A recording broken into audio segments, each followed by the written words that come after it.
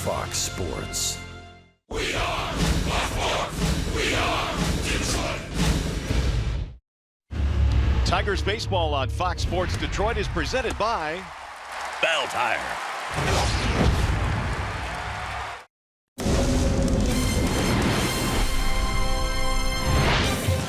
It was a most memorable Memorial Day yesterday at the ballpark. Couple of homers for the Tigers. Leonis Martinez 6, but James McCann hit a grand slam. Powered the Tigers to a win in the series opener. Another beautiful night for baseball. Welcome inside Comerica Park, Game 2, featuring the Detroit Tigers and the Los Angeles Angels. Hi again, everyone, and welcome to Tigers Baseball. Mario and Pemba alongside Rod Allen. Glad to have you with us for Game 2 in the series. Michael Fulmer told us to slam tonight against a pretty good hitting Angels team. Michael's last outing, Rod, he went deeper than normal. You know, I really loved what he did in his last outing. Not only did he get past that 100 pitch mark, which had been trouble for Michael, but he had a blazing fastball, and he pitched that fastball inside all afternoon to the Minnesota Twins. Take a look at some of these heaters. All of them went from 95 to 97. He threw 112 pitches in the game, and 43 of those were 95 and above. He was just a bully that day. Inside, inside, inside. And then when he got him looking for that fastball, he pulled a string. Nice changeup, nice breaking ball. That's talking about keeping the hitters off balance. Michael Fulmer did a marvelous job of that 5 days ago. He'll need to be all of that tonight against this Angels team. And it's an Angels team that has Pujols, they have Trout, they have Ohtani, a lot of star power, but it's a guy named Andrelton Simmons that's having a really good year. You know, this guy is a really good shortstop, but he does not get near the pub that some of the other shortstops in the big leagues get. But all he does is hit. He's hit since he's come to Los Angeles. 14 homers last year. He's on pace for that once again here today. But not only is he hitting home runs, this guy's hitting the ball all over the ballpark. He goes foul line to foul line. He's hitting .385 with 2 strikes. That's the best in all of baseball. He did that down the right field line last night. And when he's not getting it done on the offensive end, there's no one better. I mean, absolutely no one better than this cat at the shortstop position. He is brilliant. He's fun to watch. He's the one guy Michael Fulmer needs to watch as well, along with Mike Trout here tonight, because Simmons is having an all-star season. All right, just minutes away from Game 2 in this series. Coming up tonight, you know, in SoCal, they have a guy that's almost a superhero. His name is Mike Trout. When we come back, Mickey York from the Call Sam Studios will tell you how the Tigers have slowed him down over the years. Tigers Halos, Game 2, coming up next.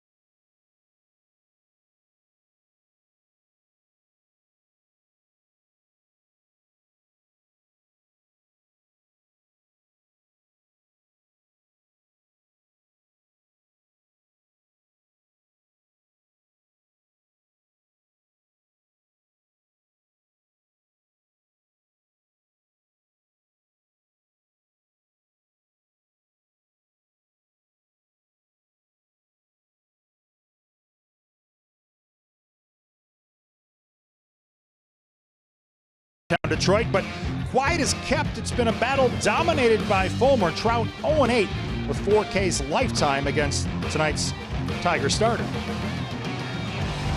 Hi everybody, Mickey York back with you in the Call Sam studio. Michael Fulmer 2-2 lifetime against the Angels, but only allowed 1 run his last time out. And this Angels team has struggled to score runs lately, plating 3 or fewer runs in 12 of their last 16 games. So Michael Fulmer will try to keep them pinned down again here tonight. First pitch coming up shortly here at Comerica Park.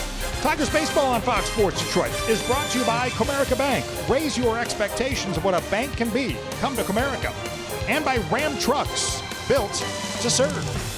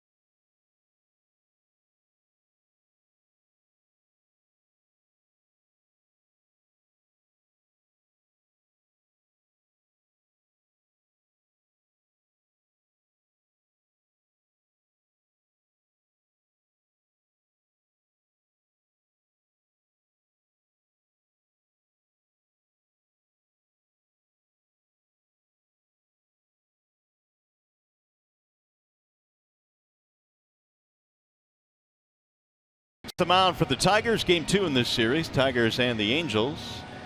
And Michael Fulmer tonight presented by Family Heating, Cooling, and Electrical. Yeah, Michael going up against a pretty good offense tonight. Angels have. He comes in 2-3 with a 4.80 ERA. He pitched 5 days ago in Minnesota and was very good.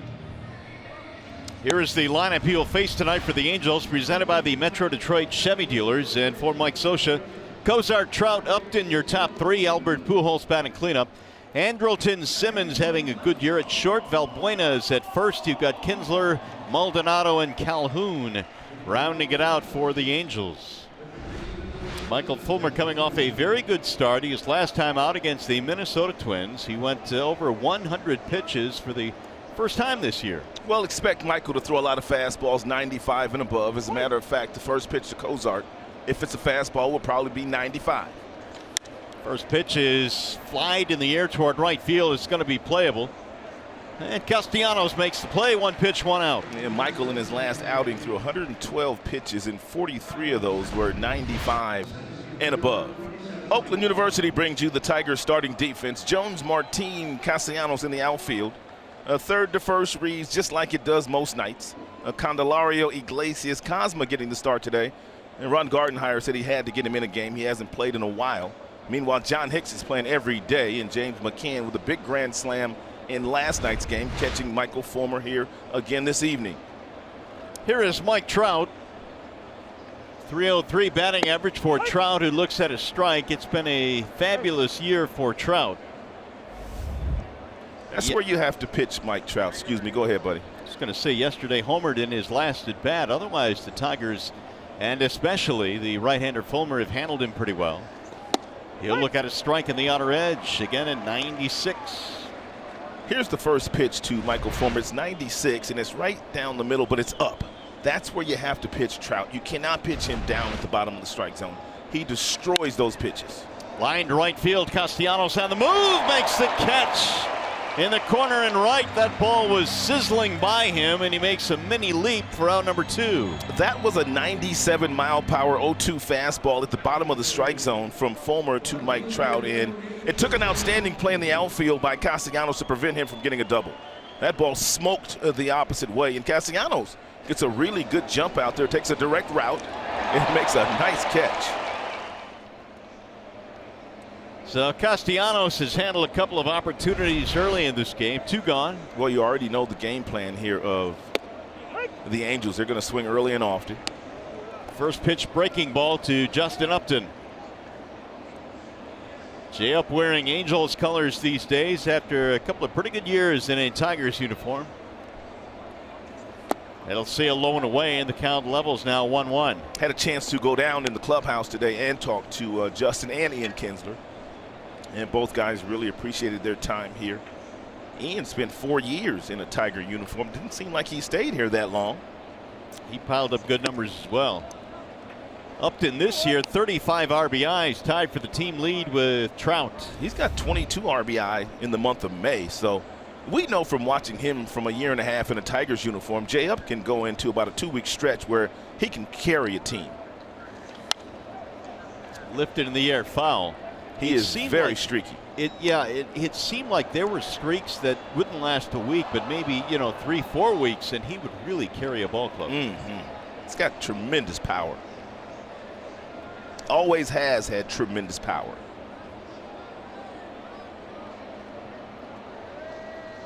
Now Fulmer with the 2-2. That's fouled back out of play. And Fulmer has his foot on that gas pedal. A heavy here in the first inning. The fastball the Trout hit was 97. That fastball right there was 96. There's Albert Pujols. I was in their clubhouse before the game, Mario. He had an iPad, and he was watching Michael Fulmer on his iPad, trying to get an edge. Not shocking at all. Ooh, what a pitch. Got him, strike 3. Breaking ball froze Upton, and a good start for Michael Fulmer. A couple of fly balls and a punch out. This was a dandy.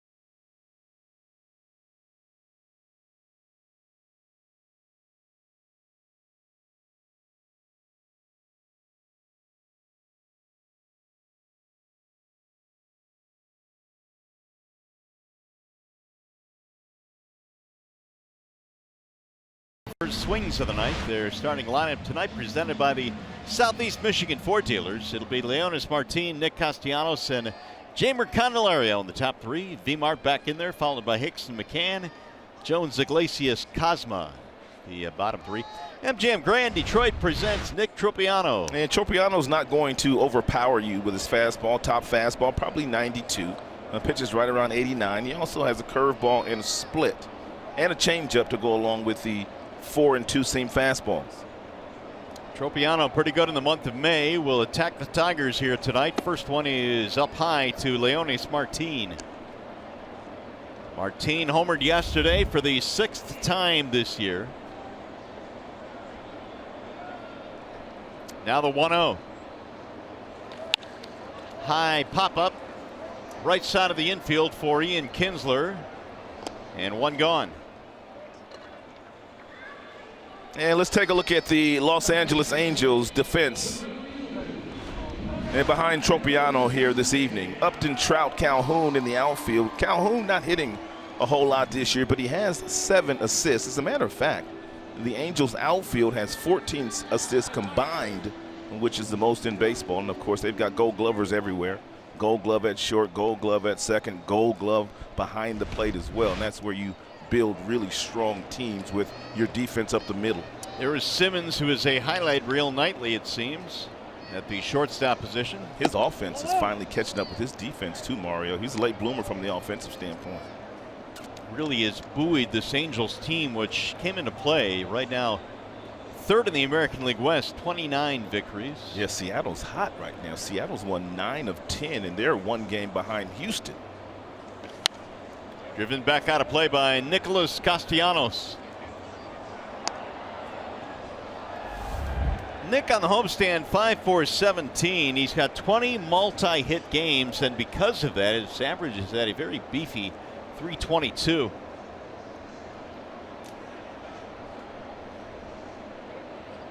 Tropiano's 1-1. It'll bounce in 2-1. And Tropiano kind of old school out there. You don't see many guys with the old-fashioned windups like Tropiano has. Fires has an old-fashioned windup too. Guys need a little deception. If you don't throw 95, just give the hitter something else to think about. He throws that glove at you before the ball comes out of his hand, and just trying to give you a different look. Hands go up. And most guys kind of streamline their deliveries these days, especially starting pitchers. Looks like a lot of starting pitchers are in the stretch when they're actually winding up. He is 27 years old, out of West Islip, New York. Nick Tropiano. Big guy, 6'4", 200-pounder. The 2-2. Swing and a miss, and Nick is out of there. 2 gone. First strikeout of the game for Tropiano. By the way, if the Tigers combine for 3 or more home runs in this game, simply bring a copy of the Tiger Box to a participating Arby's location tomorrow. Free small order of curly fries will be yours. Here's Jamer Candelario, who returned to action on this homestand for the Tigers. On base 2 more times yesterday was Candy. And with a base hit, and he scored, and he also walked in the contest.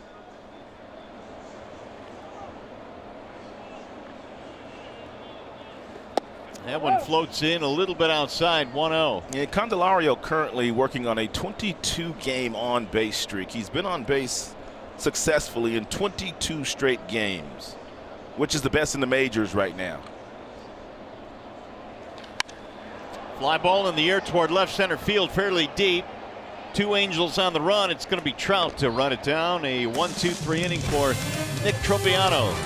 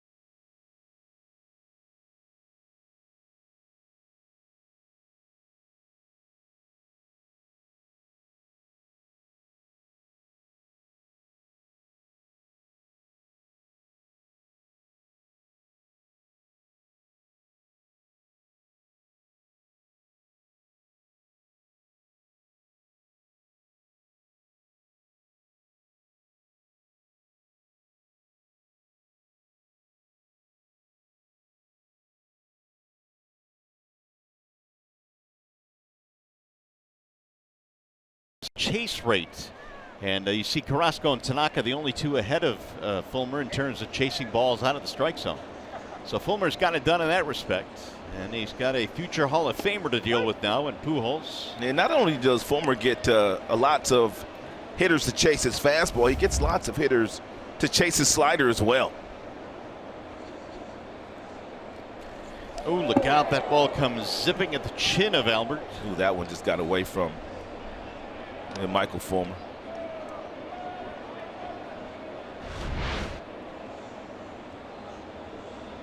A little too close for comfort for Albert.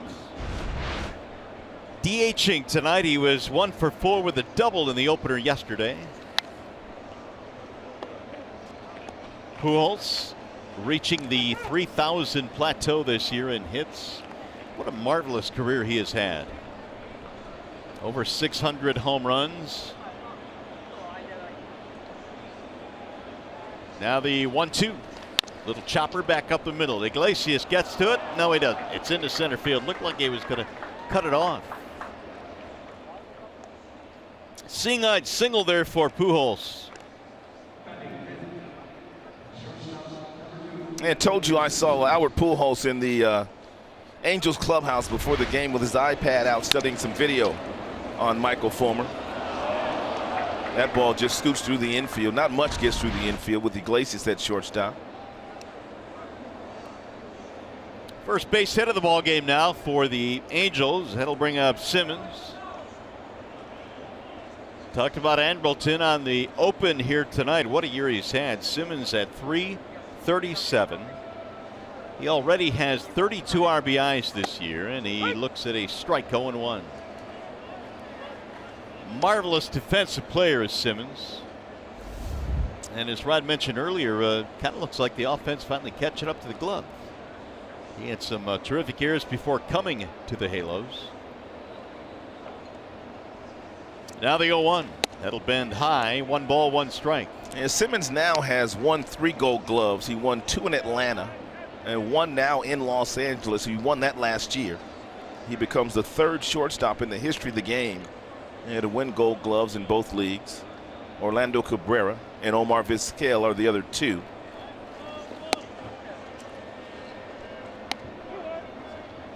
Angels gave up Eric Ibar and Sean Newcomb as part of the deal that netted them Simmons a couple of years back. That was a steal for Los Angeles, right? Yeah, this guy right now is really paying dividends on both sides of the ball. That'll miss high, and the count goes 3-1. He plays in this park like he's at home, too. Great numbers at Comerica. An OPS of nearly 900.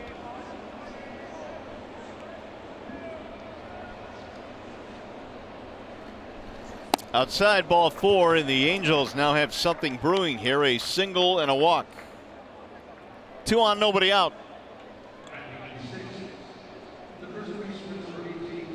We'll bring up Luis Valbuena.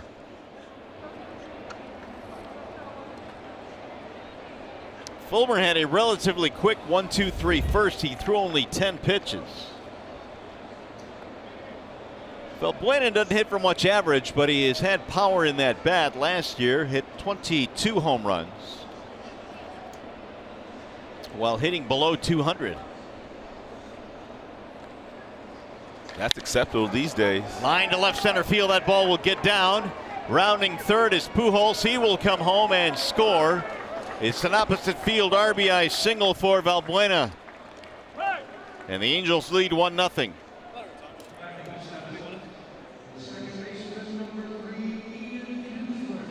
#16th RBI for Valbuena. Yeah, most of the fastballs that Fulmer has thrown on first pitches, the Angels have been swinging at them. That's a fastball at 96 that Valbuena puts a really good swing on. Hits the ball into the left center field gap. No problem for Pujols to score. And Simmons able to get to third. A nice decision in the outfield by Martin throwing that ball to second base to keep the double play in order. That'll bring up the former Tiger Ian Kinsler.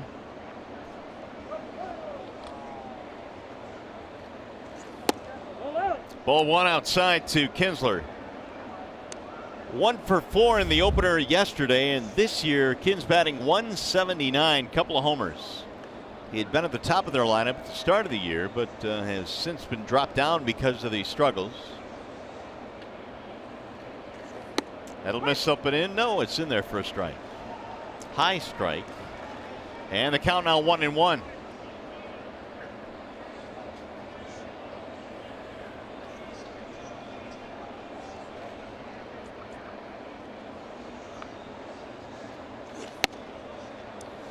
Mario, what do you got on the Valbuena bat flip on the single in the RBI? Did you see it? No, let me see. Check him out on the single. Oh, no.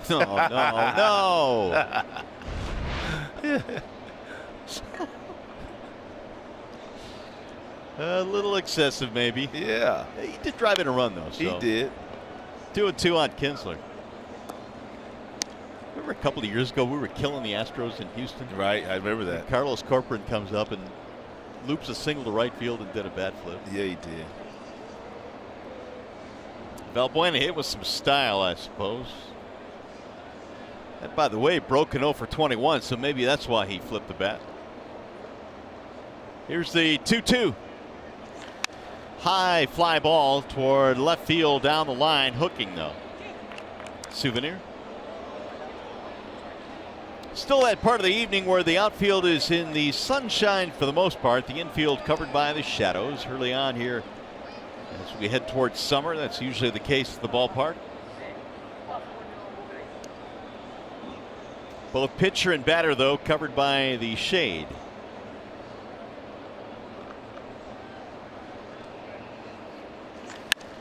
Late swing, fouled it away. 96 that time from Fulmer. He almost threw it by Kinsler.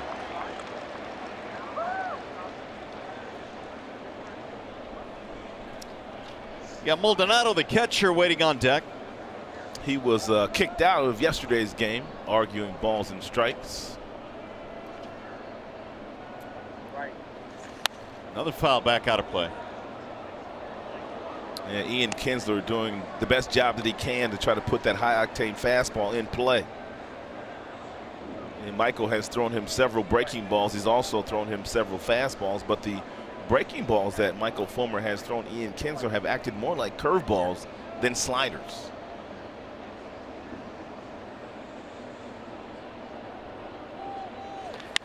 Drilled toward left field and hit well. Back to the track. It's going to the wall, and it is gone.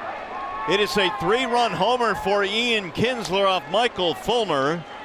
Third home run of the year for Kinsler, and he comes back to haunt the Tigers. Well, Ian Kinsler played second base behind Michael Fulmer for the last 3 years. So he's such a heads-up ball player. I'm sure that he had a pretty good idea of what Michael Fulmer might try to do to him, and he got himself a 2-2 fastball, and he took a really short, quick swing and hit it out. Not a big swing taken here by Ian Kinsler. He got set early, and a little changeup, I believe it was, at 86.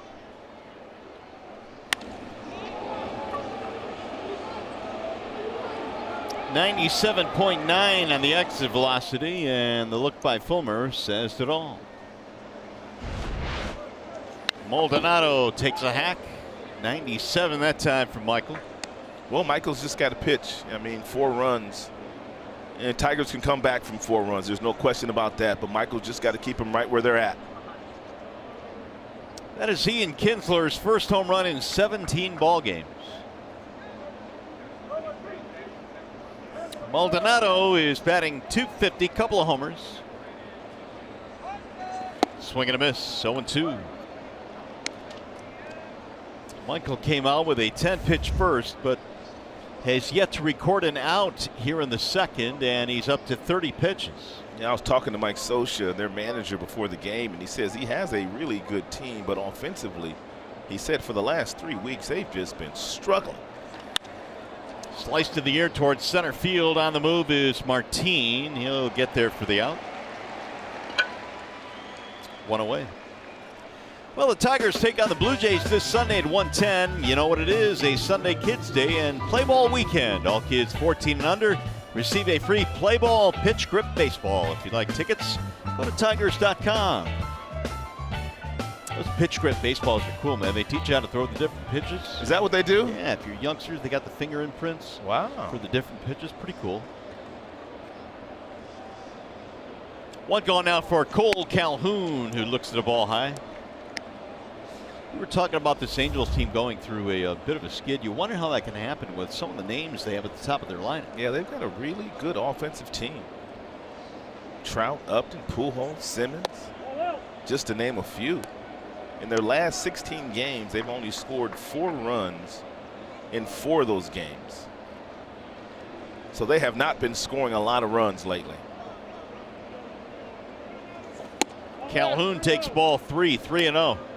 And I'd have bet the house here today that they wouldn't have scored 4 runs against Michael Fulmer early. Yeah, I'm with you on that. The Angels, as we mentioned, in 3rd place in the West. I think Houston eventually wins that division, but the Angels in Seattle battling it out right now for 2nd place. 3-1 on Calhoun. Seattle has done well without Robinson Cano. They really have. They are 11-3 without Robinson Cano since he was suspended. How do you take a superstar, future Hall of Famer out of your lineup and then just take off? And D. Gordon on the disabled list too, the guy that was supposed to replace him at second base. True. 5.5 back are the Angels behind Houston. Seattle 1 game out. Calhoun shoots one back up the middle, backhanded by Cosma. Long throw is in time.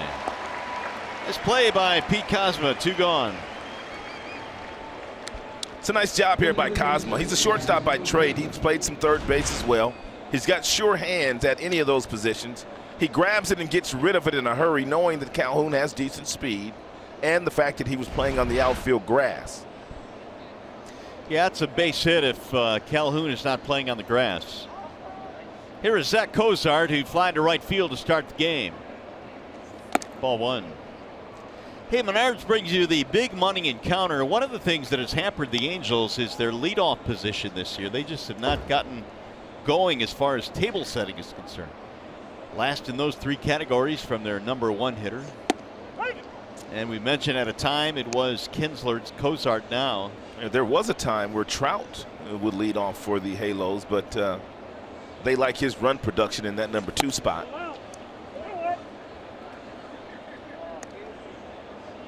I'm sure that when Ian Kinsler starts to swing the bat a little bit better, when he starts to put the ball in play and get on base, Mike Scioscia probably will elevate him back to that leadoff spot. Yeah, I would agree. I think they're probably best with him there. For the 4 years he was here, he hit either first or second. And Mike Scioscia sitting on 1,599 career wins.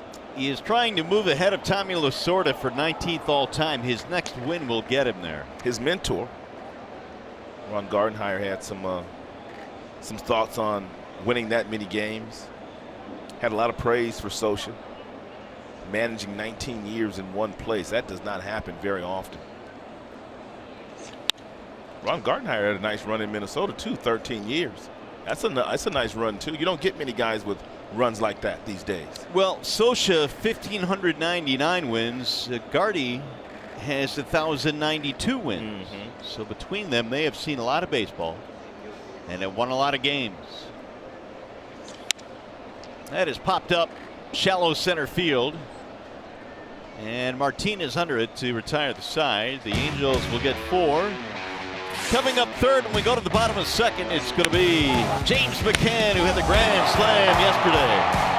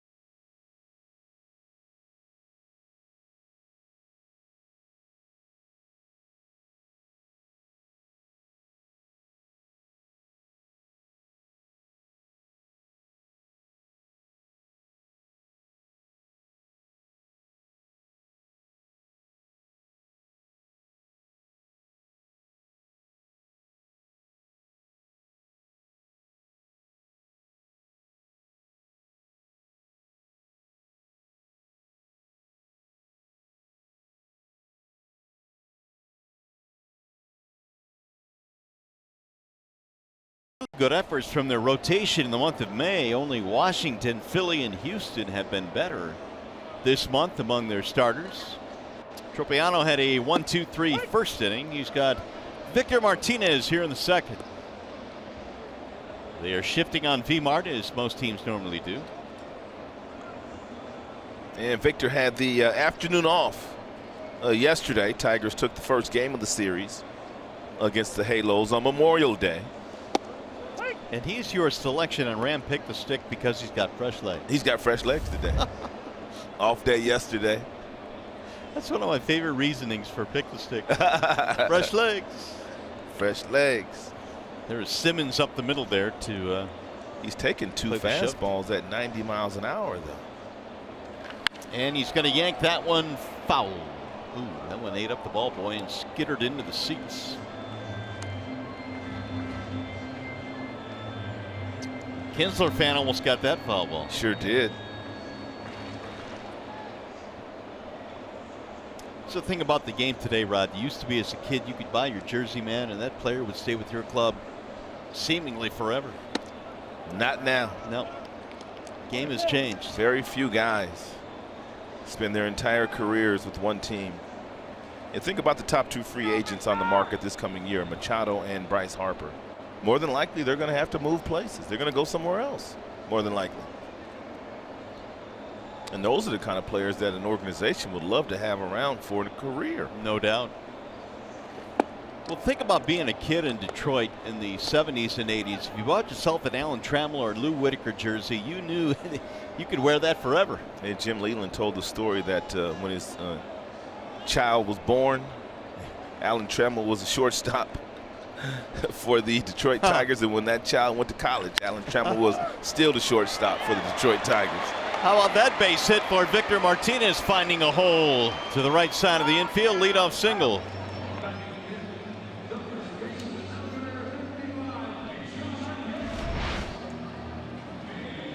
Yeah, a little fastball there, pretty much right down the middle. He tried to sink it, and Victor turned on it. And even though Ian Kinsler was playing on the outfield grass, and Victor able to hit it past him. And Tigers just need to chip away here against Tropiano. We told you he's not overpowering. And when he falls behind, that's when he usually gets in trouble. I don't know what Hicks is swinging at there. He must have been looking for a fastball, and he swung at that breaking ball. That pitch was about 3-4 feet outside.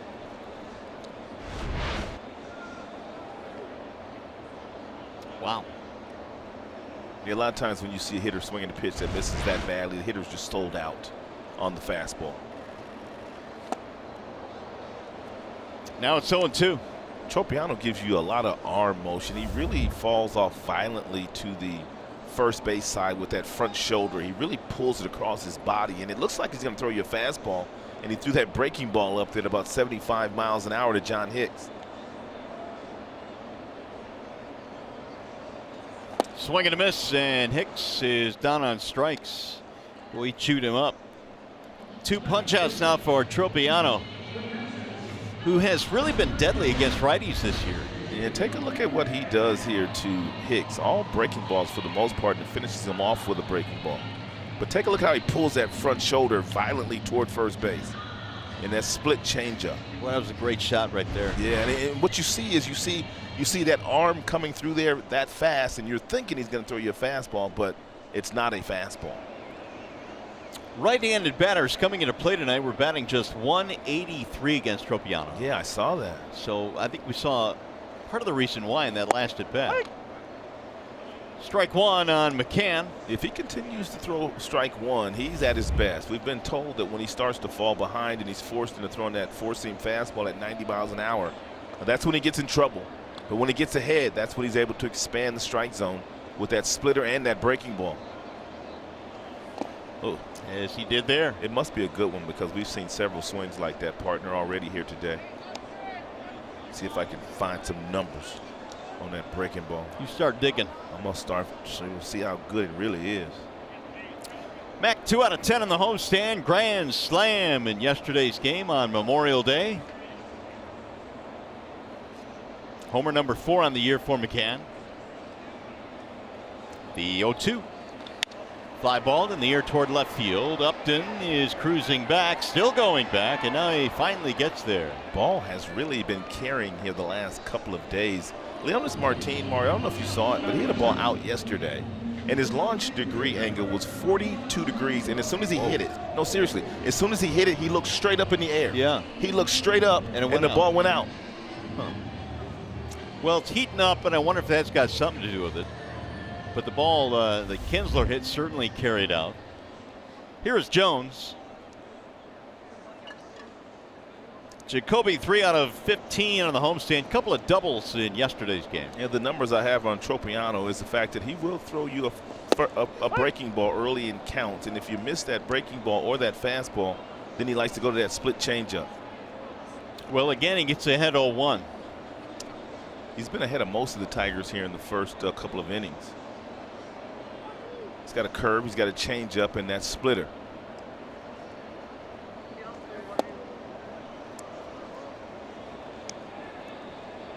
Tigers, by the way, now have doubled in 44 consecutive games, which is the longest streak in Tigers history. 44 straight games with at least a double. Jones waiting on the 1-1. That'll sail outside, 2-1. The team has been fun to watch, and we can say that much. And coming out of spring training, we weren't sure what kind of team we were going to have, but the team has been entertaining. You know, when Miguel Cabrera went on the disabled list in early May, you thought, oh boy, you know, now it's going to be tough, but they have really continued to battle night in, night out. Got it on his hands that time, and Simmons will haul it in to retire the side. No runs, 1 hit and 1 left. Mike Trout gets it started for the Angels when we go to the third.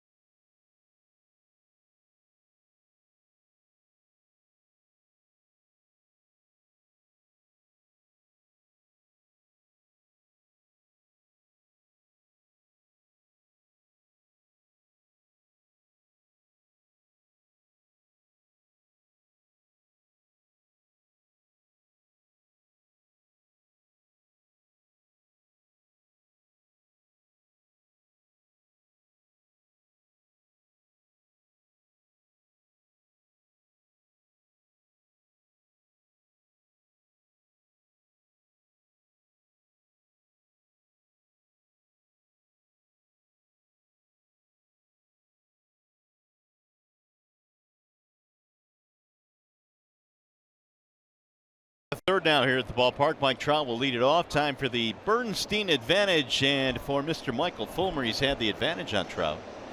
0 for 9. Yeah, just don't throw Trout at the bottom of that strike zone. Trout's last time up, he had an 0-2 missile to right field that Castellanos made a really nice play on. He'll be followed by Upton and then Pujols, 2, 3, and 4 in the Angels lineup. That'll bounce in, 1-1. Mike Trout got to the big leagues at age 19. And at age 20 made his first All-Star team and has been going since. Now the 1-1 pitch. Outside, 2-1. When you look at a guy like Trout, Rod, what stands out to you mostly, and what is most impressive to you about him? Well, first of all, you look at his physique. He's bigger and stronger than most guys in the sport. You look at his lower half, his legs. He's got tree trunks for legs. He's got great balance through his swing. And once he gets that bat through the strike zone, his bat-to-ball skills are extraordinary. So he's a special player. He's a Hall of Fame player. He's a once-in-a-generation type player. You don't see guys that can do as many things on a baseball field as Mike Trout can do. The only thing he can't do is really throw. That's it. And that's not all that important these days. Watch him run now. Pull down the left field line. It's going to go to the wall. It's extra bases for Trout, who will cruise into second, and it'll be a leadoff double here in the third. Yeah, even though Michael's thrown him a lot of fastballs, he's thrown him a lot of breaking balls. Take a look at the balance in this swing right here in his 13th double of the season. He's not out in front. He keeps his hands back. It's a breaking ball, and he just flips it down the left field line. But the one place you can't pitch Mike Trout, really, you can't pitch him down. You just can't. You know what's impressive in that at bat? Fulmer was behind in the count 2-1, didn't throw him a fastball, and Trout just spit on that breaking He ball. did. And then he threw him another breaking ball, and he slammed it to left. Well, I mean, his on-base percentage is way up this year. He already has 48 walks, so he is being very patient.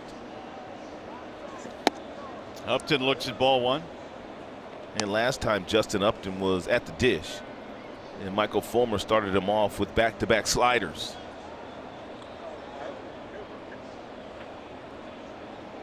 Upton struck out in the first inning.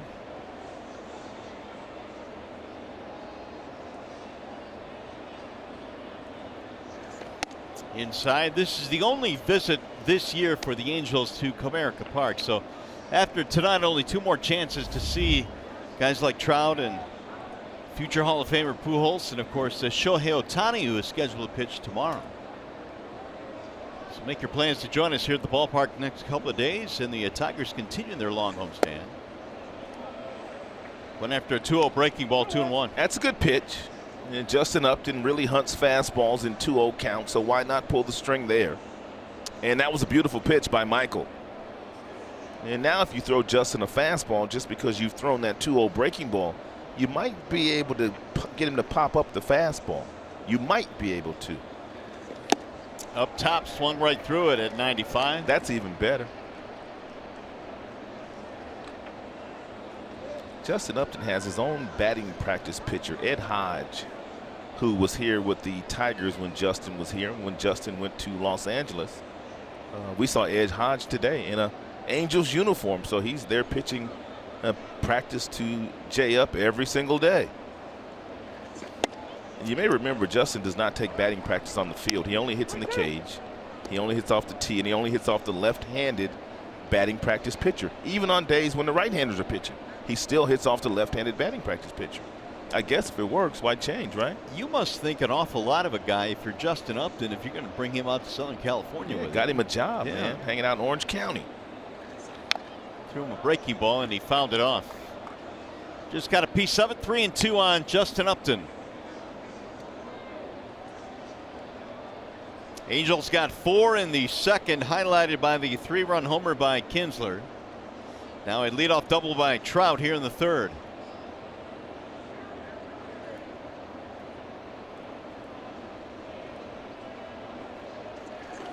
And that is ball 4 high, so the struggles continue now for Fulmer. A double and a walk.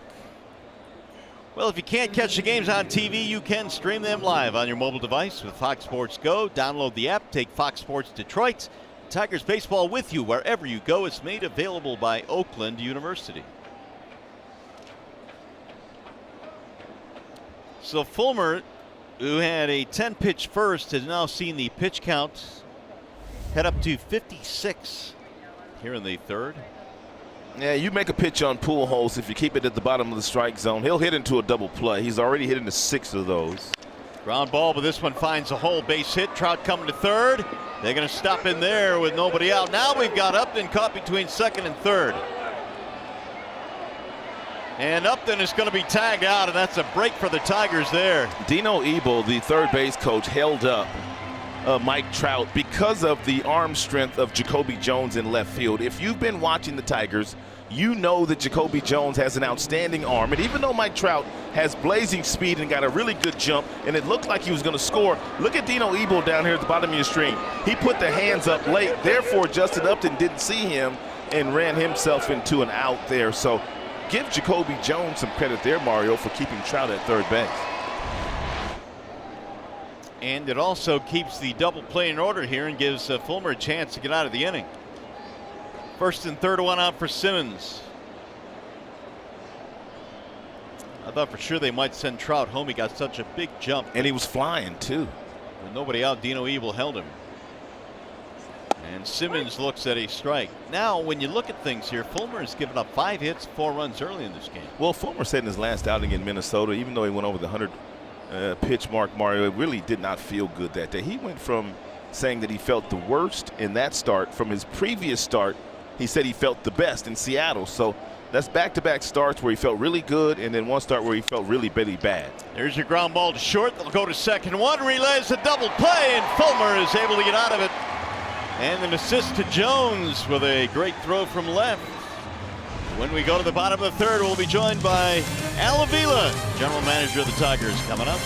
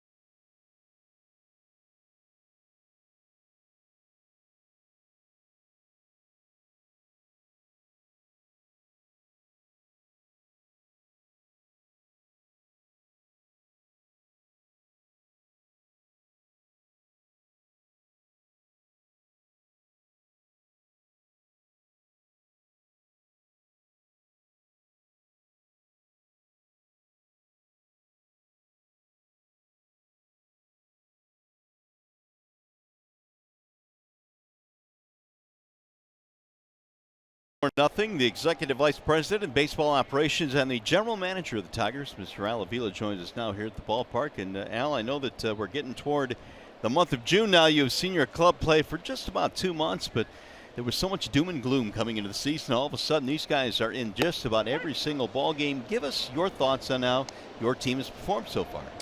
Well, so far, you know, as you can see, that the guys just don't give up. They really play hard all the way to the last out. And I think that's one of the most important things. And we're playing good defense. Guys are running the bases aggressively. For the most part, we're getting, you know, pretty good pitching. And, you know, we're in every game, just like you said. How has Joe Jimenez, Al, been able to turn the corner as quickly as he has this year versus what happened to him last year in the month of September? Well, I think you have to give a lot of credit to Chris Bosio. I mean, he's really worked hard with him. He started working right after we hired him, you know, even before getting Is that out. unusual for a guy to do that? Have you ever seen a pitching coach get in it like that? He is proactive, and that is unusual. Most coaches wait for something bad to happen before they make adjustments. But, no, he is proactive, and I really like that. He's aggressive. And but with Joe also, it comes with experience. You know, he's got more experience. He's more confident. You can actually just see by the look on his face, he's a lot more confident this year, and that experience has helped him. You know, when you talk about the minor league system here and some of the guys that you've brought to the big leagues, you know, it's really, and Joe Jimenez is really a great example of that, Al, but your minor league teams now are performing pretty well down there. How often do you keep an eye on what those teams are doing, aside from maybe specific guys down there that you might be calling up? Well, we get game reports, obviously, after every game. So we have a full game report. We watch a lot of the games on the iPad or on TV. And also we go and visit personally to see, for a first-hand view. Well, everyone's talking about Christian Stewart. He homered again for the ball game tonight that they're playing in, and a lot of folks want to know, what is the timeline for Christian? This guy is a super talent, but you guys want to make sure he's ready. Yeah, we want to make sure he's ready. And right now, really, our outfield is full. We got Castellanos playing very well. Obviously, Leonis Martinez playing very well. And, Jacoby Jones, we're giving him an opportunity here, too. So we have, our outfielders are doing well, and he's doing well in AAA, and when his time will come, believe me. Al, is there a natural, you've been in the game a long time, is there a natural progression for a guy like Christian Stewart? He's had some success in the minors. He's now in AAA for the very first time. Is there a certain amount of at-bats that you'd like to see guys in the minor leagues have before they come to the big leagues? Well, it varies. Obviously, sometimes it varies, and just depending on your own need. Because right now, if all of a sudden, you were in a situation where you were winning, you had a couple of guys go down, and you had the need. Well, you bring them up. But when in a process where you don't have that need, or let's say that urgency, then the more at bats you get, the better you're going to be. And after you come up here, because really, ideally, you'd like to come up and stay as opposed to going back and forth. Mm-hmm. We want to get to the draft, which is coming up, and I know you guys are gearing up for that, Al. But talk about all the pitching prospects, and that has been the talk of the Tiger system coming into this year. Guys like Manning and Faedo and Burroughs and Funkhauser and all those guys down there. What have been your reports on how they've progressed? Well, they've been doing very well. They right now, obviously, there's some growing pains with all of them to some degree. But we like the progress, and they're all very young, and they're young for their league that they're playing in, which is also a positive. So the progress is there, and we're encouraged about that, and we're always keeping our fingers crossed for guys not to get hurt. Franklin Perez, obviously, he's already throwing up to about 120 feet, so he's going to start throwing off the mound pretty soon, and we're going to get him back too in action.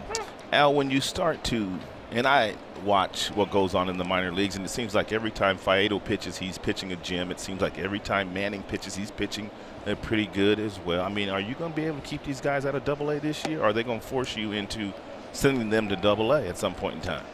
Well, again, their success will determine, their progress and when you promote them. And so that comes with time. So you don't want to rush it. You want to see consistency day in and day out. And the more consistency, and when they start dominating a little bit more than usual, then at that point that probably the next step is probably logical. Because after a while, that's all you're going to learn in that particular league. Al, you've got number 1 overall this year, and with that comes a little bit of pressure. You certainly want to make good on that first overall pick, but how do you measure as an organization need compared to signability, compared to best player available? All of those variables I would think go into making this decision. Yeah, for us, we've always taken the best player available, the player that we feel will give us the best impact. And so, we're not going to, when you take in the first round, you don't really draft by need. You really draft by the best player available that will give you the best impact. And that's the way we've also always approached it, and we'll continue to approach it that way. Al, I'm not asking you to tip your hand, but there's a lot of people out there that believe that Casey Mize will be the first player chosen in the country. Did you see Justin Verlander pitch in college? Are there any similarities there between Casey Mize and Justin Verlander? Or are there any comps of anybody else of Casey Mize in the big leagues right now that you can see? Well, I'm not going to compare Casey Mize, but I did see Verlander, and actually there were two different guys.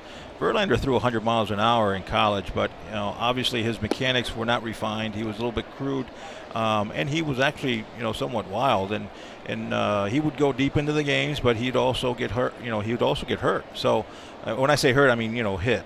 And so Casey Mize right now at this stage actually is a bit more what you would call refined, more advanced as far as that's concerned, his overall repertoire of pitches. So two kind of different guys, but obviously two elite guys. How much planning goes into this draft? You guys probably started last year getting ready for this year's draft, I would think. Yeah, the draft is not, just a few months ago or a couple of weeks ago. Yeah. The draft, you start working on it the year before. It really, guys, our area scouts are following guys. So after the summer, then the fall, then here comes the spring. Your area guys put together a preferential list from their area, passes it on to their regional cross-checkers. They make their list, passes it on to the national cross-checkers, and they get cross-checked. And then we come together this week, and put it all together on one national list. Al, good luck. I know it's an important week coming up. Thanks so much, and we appreciate the visit. Thank you. I appreciate that. Good luck down in Florida. I know you guys are headed down there on Thursday. After the game. Al Avila, Tigers baseball tonight, presented by Pastime.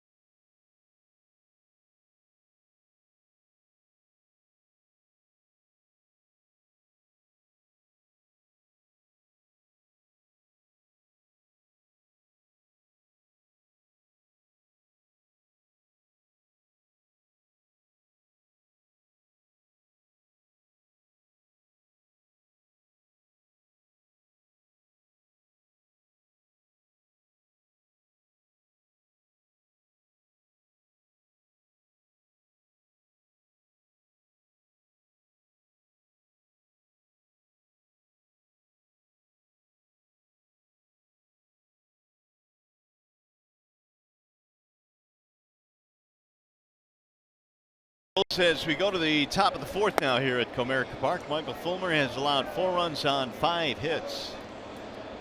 And he gave up an RBI single to Valbuena back in the second, then a 3-run homer to Ian Kinsler.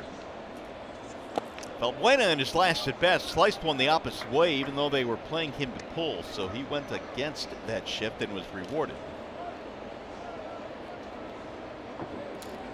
Cosman, shallow right field, trying to cut down the angle, and that ball is popped up left side foul. 2-1 on Valbuena. Tigers really sidestepped a potential problem in the third. They got a double play ball. And by the way, that was their 55th double play turn. Yeah, a little base running blunder by Justin Upton. He was running with his head down, and Mike Trout and was held up at third base. But I think Justin was thinking, you know what, as fast as Mike Trout is, I've never not seen him score on a base hit like that. These are the 2 best teams in turning 2. The Angels have turned 60, the Tigers 55 right behind them. Swing and a miss. 3-2 now on Valbuena. Again, that single by Valbuena in the second snapped an 0 for 21.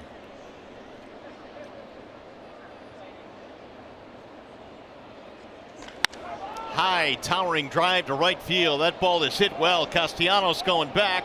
Nick looks up, and that ball is out of here. Ooh, Valbuena. Did you? We told you he had some power in his last at bat, and there you go. He's a little dude, but he got his big boy pants on today. When's the last time Fulmer gave up 2 homers in a game? He only gave up 13 home runs last year to Michael Fulmer on the whole season. So Fulmer gives up another homer to a lefty. That's 8 of them this year already given up by Michael. It's a fastball at 95 that's right down the middle. And Valbuena with that high leg kick got that foot down, transferred that weight, and that uppercut swing, he didn't miss it.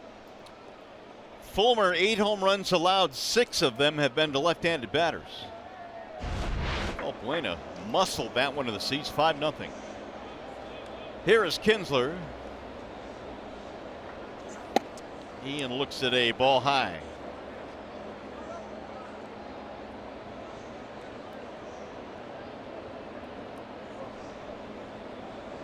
Three-run shot in the second, made it 4-0 at that point. Only his 3rd home run of the year.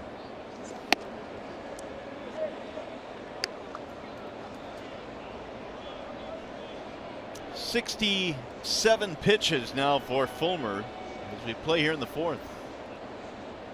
2-0 is rolled foul.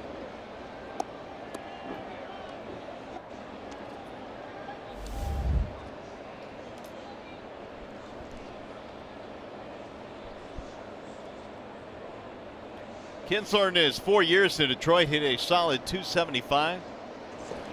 Hit with power, played a marvelous defense at second base.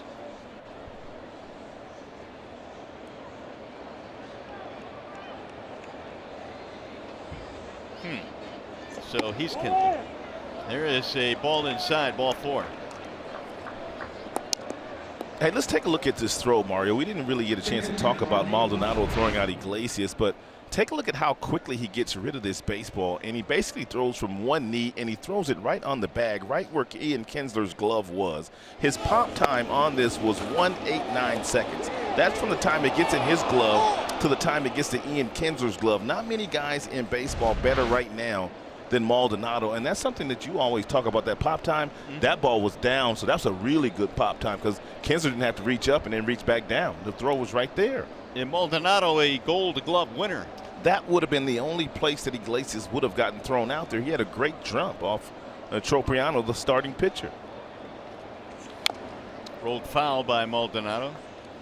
Well, how concerned are you right now early in this game with the way things have gone here after that very snappy first inning the Angels have been on Fulmer? Well, I'm concerned. The pitch count is up for Michael. He's already up to 71. He doesn't look like himself out there. The Angels have gotten some comfortable swings against him, and very seldom do we see the opposing batters get really comfortable swings against Michael. But then again, you do have a Justin Upton over there. You also have an Ian Kinsler over there, a couple of guys that play with Michael Fulmer.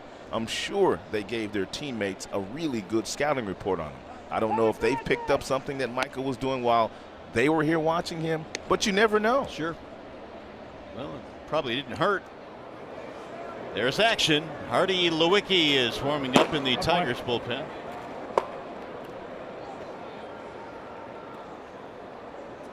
Under the watchful eye of Rick Peterson. Rick Anderson, I should say. There is a Rick Peterson, too, though. Peterson. He was a pitching coach, too. He was. That was kind of right. Into shallow center field, and Maldonado is out.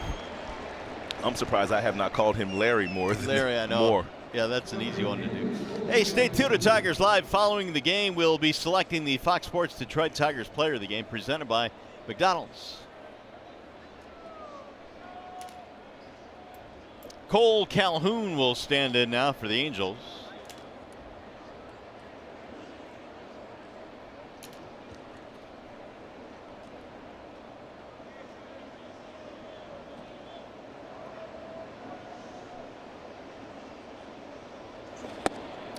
You know, these two teams have played since September of 2012. They played 11 series, and the Angels have won 9 of those series. Yeah, they've had the Tigers' number, especially out west. Tigers could not win a game in Los Angeles. Tigers 10-27 over the last 37 games versus LA. Way high, snap throw back, and back in there is Kinsler.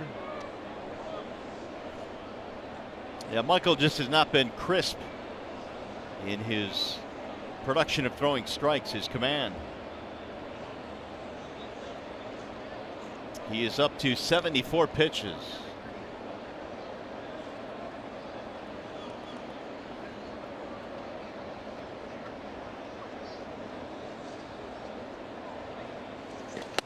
Ball high. So again, he's fallen behind a hitter now 3-0. And Cole Calhoun is batting 152. So you know Michael is out there kind of fighting himself right now. He's thrown 75 pitches, and 30 of those have missed the strike zone.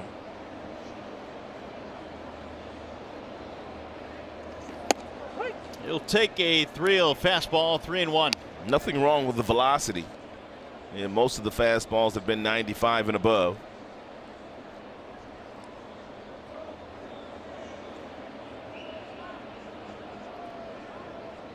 Calhoun bounced out 4-3 in his first at bat.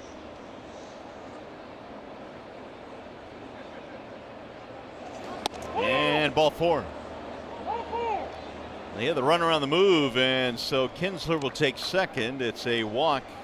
It's a season high 4 walks now for Michael. Hey, this summer the 2018 FIFA World Cup is coming to Fox and FS1. Watch every match live and over 300 hours of coverage. World's biggest sporting event begins June 14th on Fox and FS1. How about this? Michael Fulmer coming out of the game here in the 4th. You don't get used to seeing this, that is for sure. Fulmer will depart after 77 pitches. Will step aside as the Tigers go to the bullpen.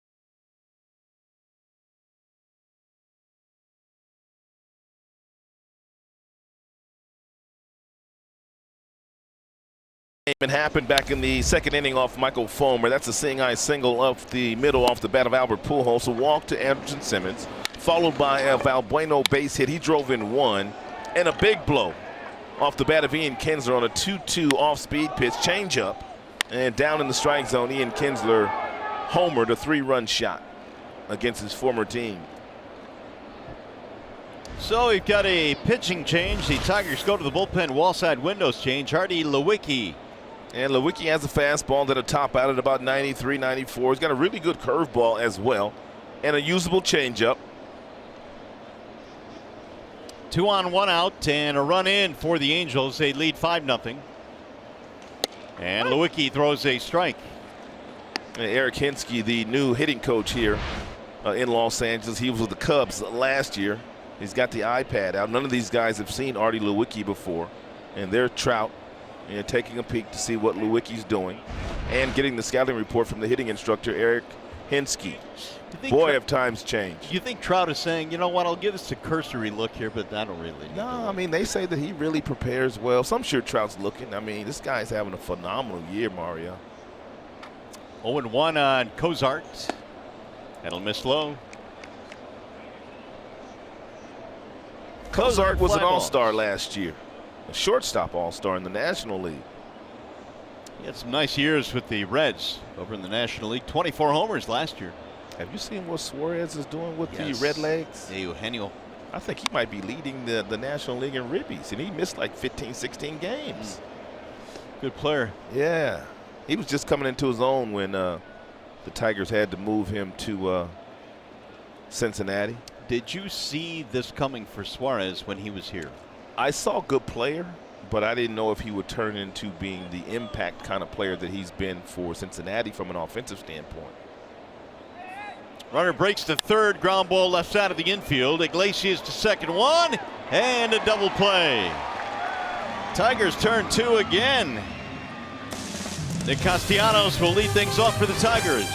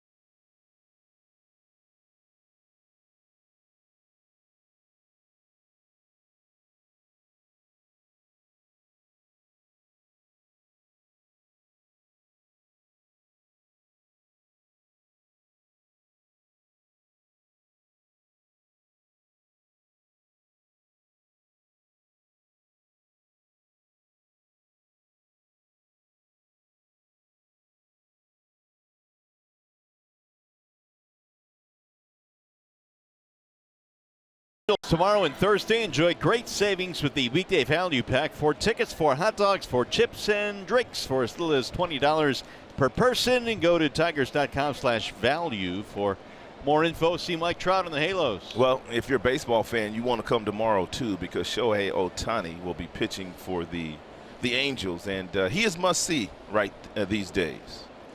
I can't wait to see him, Ron. I wanted to ask Al Avila, was he excited to see Shohei Ohtani? Not necessarily do well against his team, but just to see a guy like that can throw 100 miles an hour and a guy that can hit a baseball 500 feet. I mean, I've never seen anybody like that before. That third voice you heard was that of Craig Monroe's, who Simo done chimed in. Yes, sir, I did. I did. He joins us. Snuck down in the camera well, guys. I snuck down here, see a different view. Hopefully get some information down here from the boys and why this young man, Trapino, was so, he's been so good through the first 3 innings here. That's that breaking ball. He got a little breaking ball, man. He also, Simo, when he throws that breaking ball, I don't know if you ever paid much attention to this, but you kind of can get a real good look down. And when he throws that really slow breaking ball, he takes his glove and that front shoulder and he really pulls it across his body. Almost like as a hitter, you see a fast body, fast arm, like it's going to be a fastball. And then he flips that breaking ball up there at about 75, 80 miles an hour.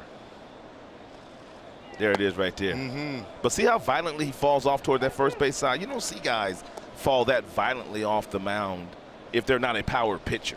No, normally they're real smooth with their delivery, and it looks like to me he's got some deception in that. Well, he needs that. He needs that.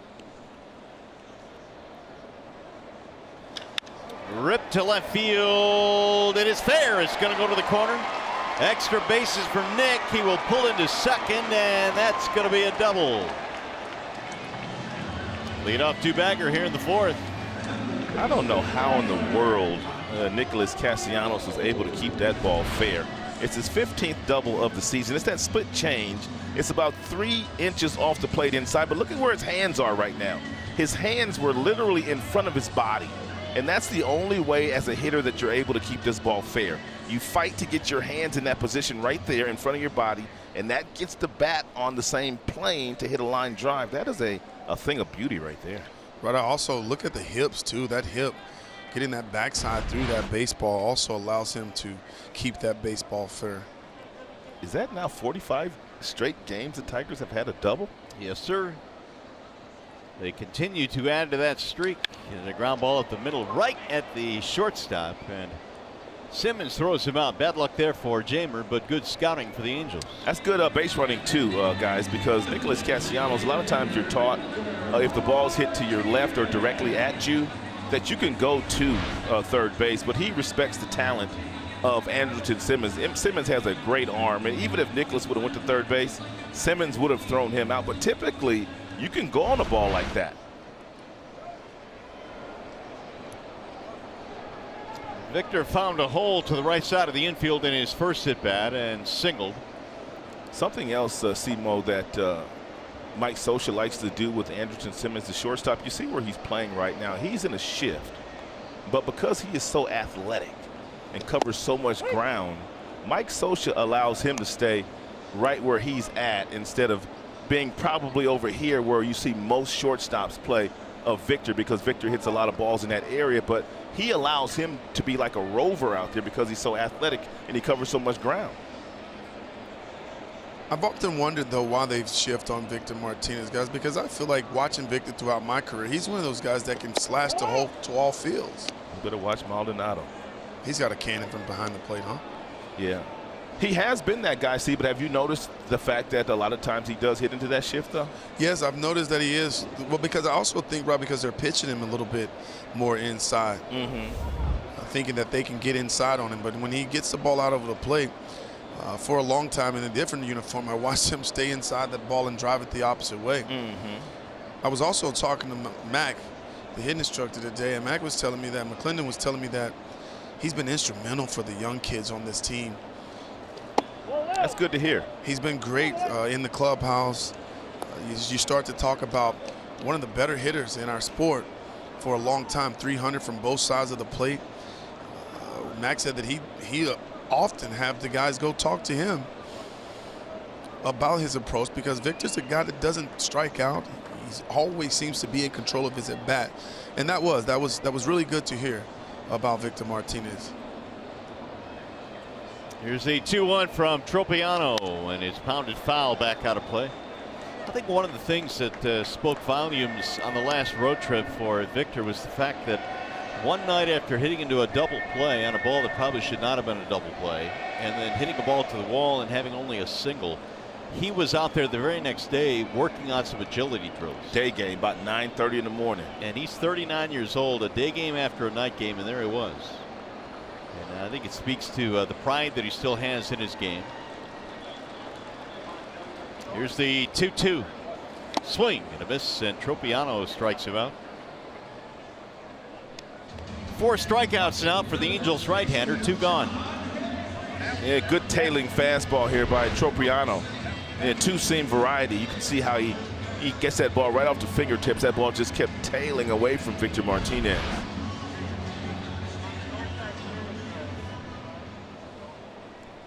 That'll bring up Hicks. Strikeout victim in the second. He threw Hicks a steady diet of those slow breaking balls, and John couldn't lay off of him. Here's another. This one he lets it go by.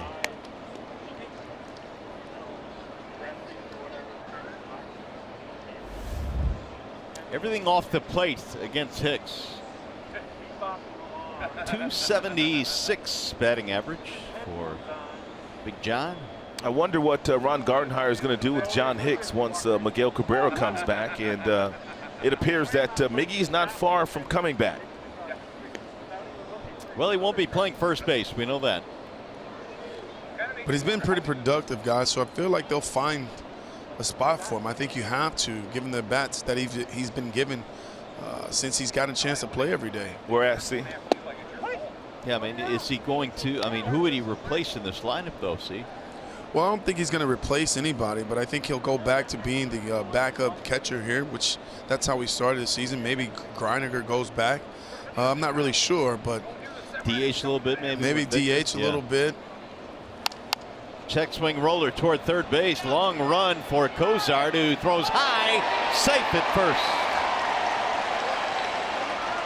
And John Hicks able to beat it out. Tigers still going here in the fourth. Yeah, that should be an infield single for John Hicks. Check swing on a slow breaking ball, and by the time Cozart comes in and fields it, gets it over to first base. He pulled Valbuena off the bag. Valbuena tried to apply the tag, but not before. And John Hicks able to run past it. Guys, those are beautiful base hits. Those are beautiful. Looked like a line drive and box score the next day. That's right. Hicks now a 6-game hitting streak. You take him any way you can get him. And Tigers need a big hit right here just to get back in the game. And James McCann has the ability to drive Hicks in from first base. Remember how Jim Lee used to talk about that? Give me a bunch of guys that can drive somebody in from first. Yes, I don't sir. want the guys that can walk. I don't care about on-base percentage. Give me some guys that can drive guys in from first base.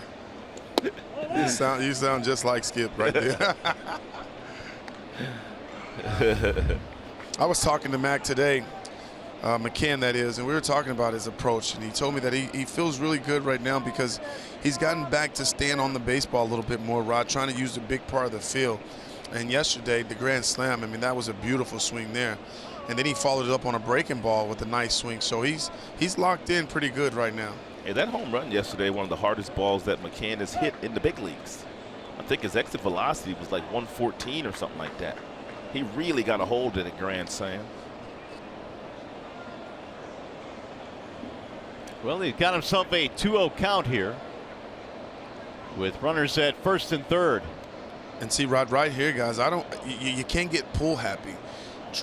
Tropiano has shown that he has the ability to go to his off-speed pitches, staying away with his slider. But you can't be thinking about the off-speed pitches. No, you can't be thinking about it, but you got to stay square here. Popped up. Shallow right field. Kinsler going back to the grass, and that'll end the threat. No runs. Tigers get 2 base runners. Mike Trout will get it started for the Angels.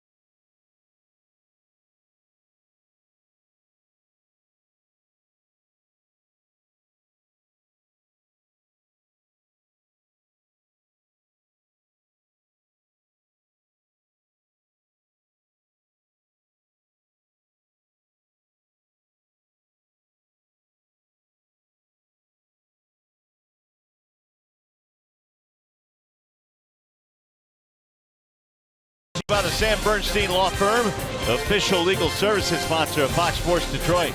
Bell Tire, for tires and auto service everybody needs a Bell Tire guy. And it's the Chevy Memorial Day sales event. Start your summer off right in a new Chevrolet.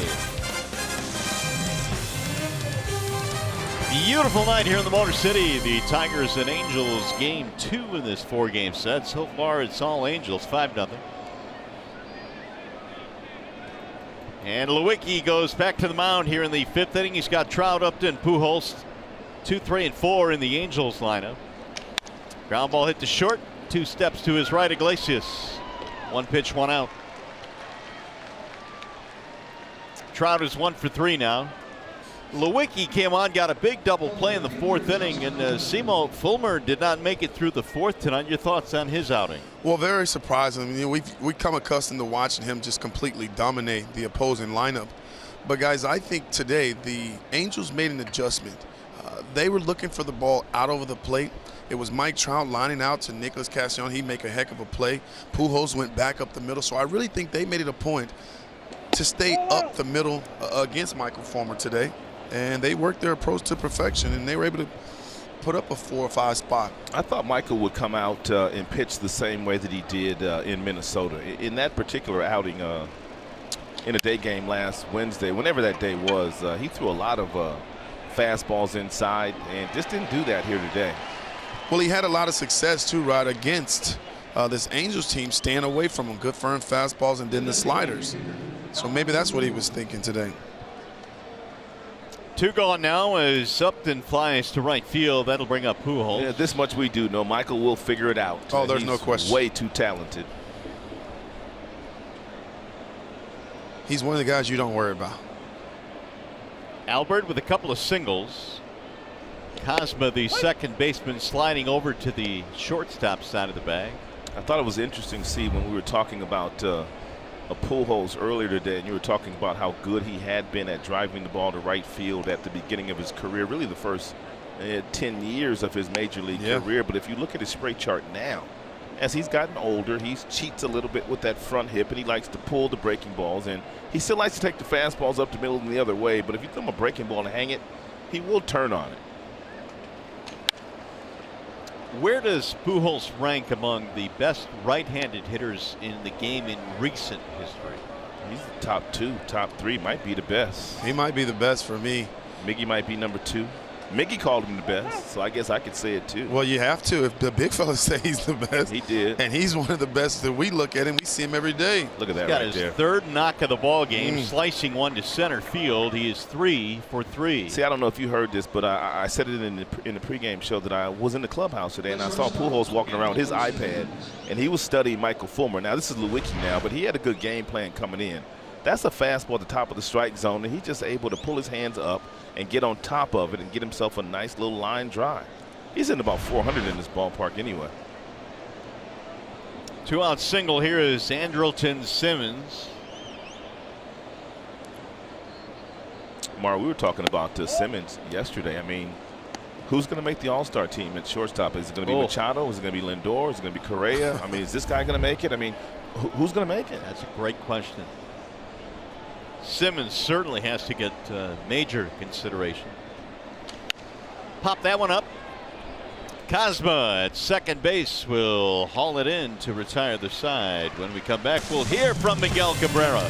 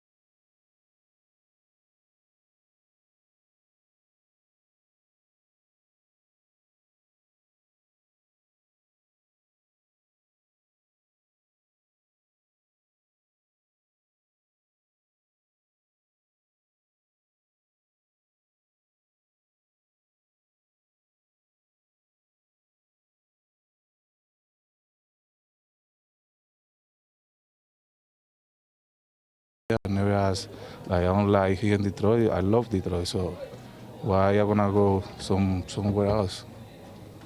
So I appreciate like how the people treat me here. I appreciate like all the years I have here. So it's what I said here. I wanna finish my career. I wanna finish my career here. So.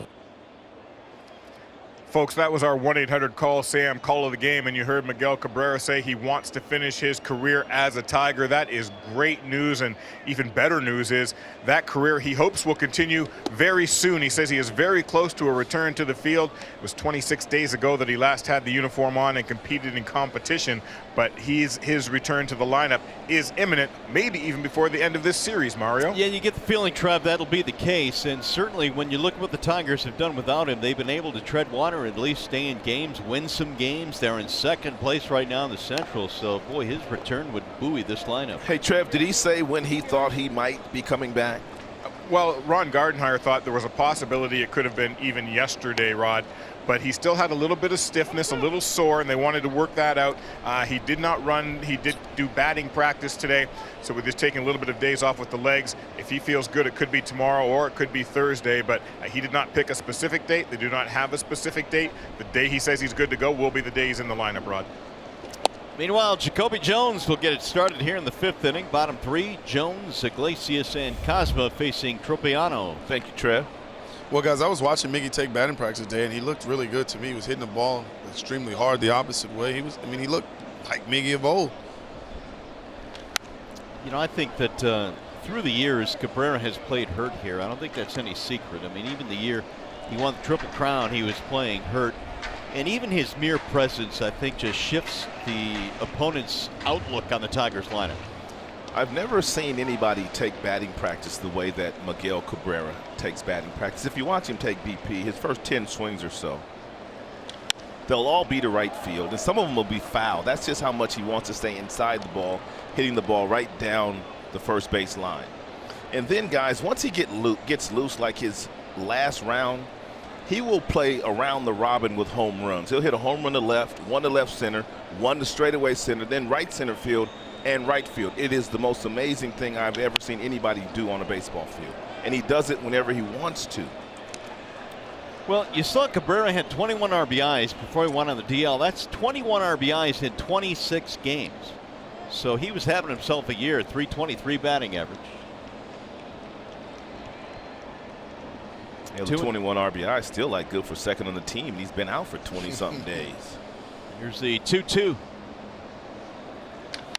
High fly ball left field, hit well, Upton going back to the track, to the wall, and gone.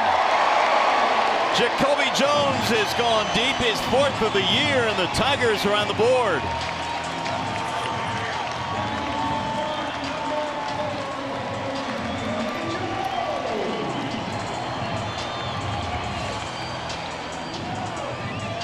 Tropiano now has given up 4 home runs in his last 3 games. And it's a really good at-bat. He gets himself an 84-mile-per-hour split changeup, and it's on the inner third of home plate. Real nice swing by Jacoby Jones. See, I heard you do a breakdown on him earlier today. You were talking about him being able to start to make adjustments within the game. No, he truly is making adjustments, Rod. Seems like to me it's starting to be at bat to at bat, and even more important than that, pitch to pitch.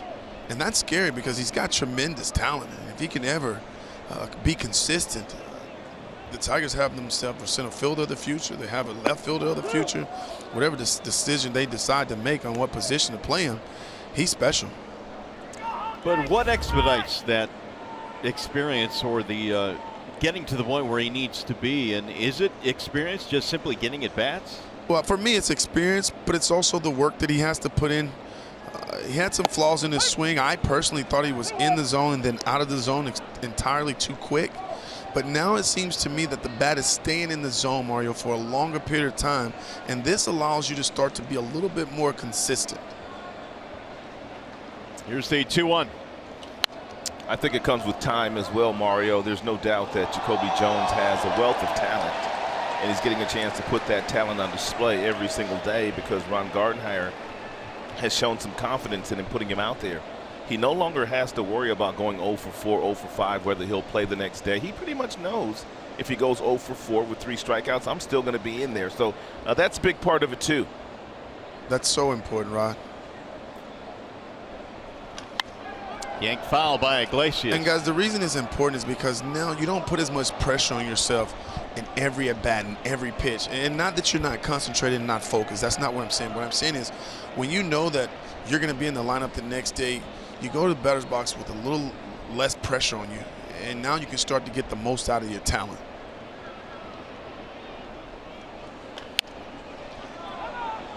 Just foul down the third base line. Cosmo will be next.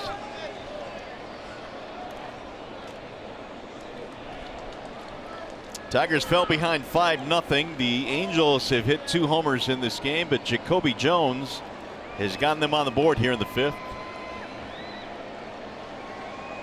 Meanwhile, Iglesias still proving to be a tough out. He's been much better in the month of May. He's tough to strike out.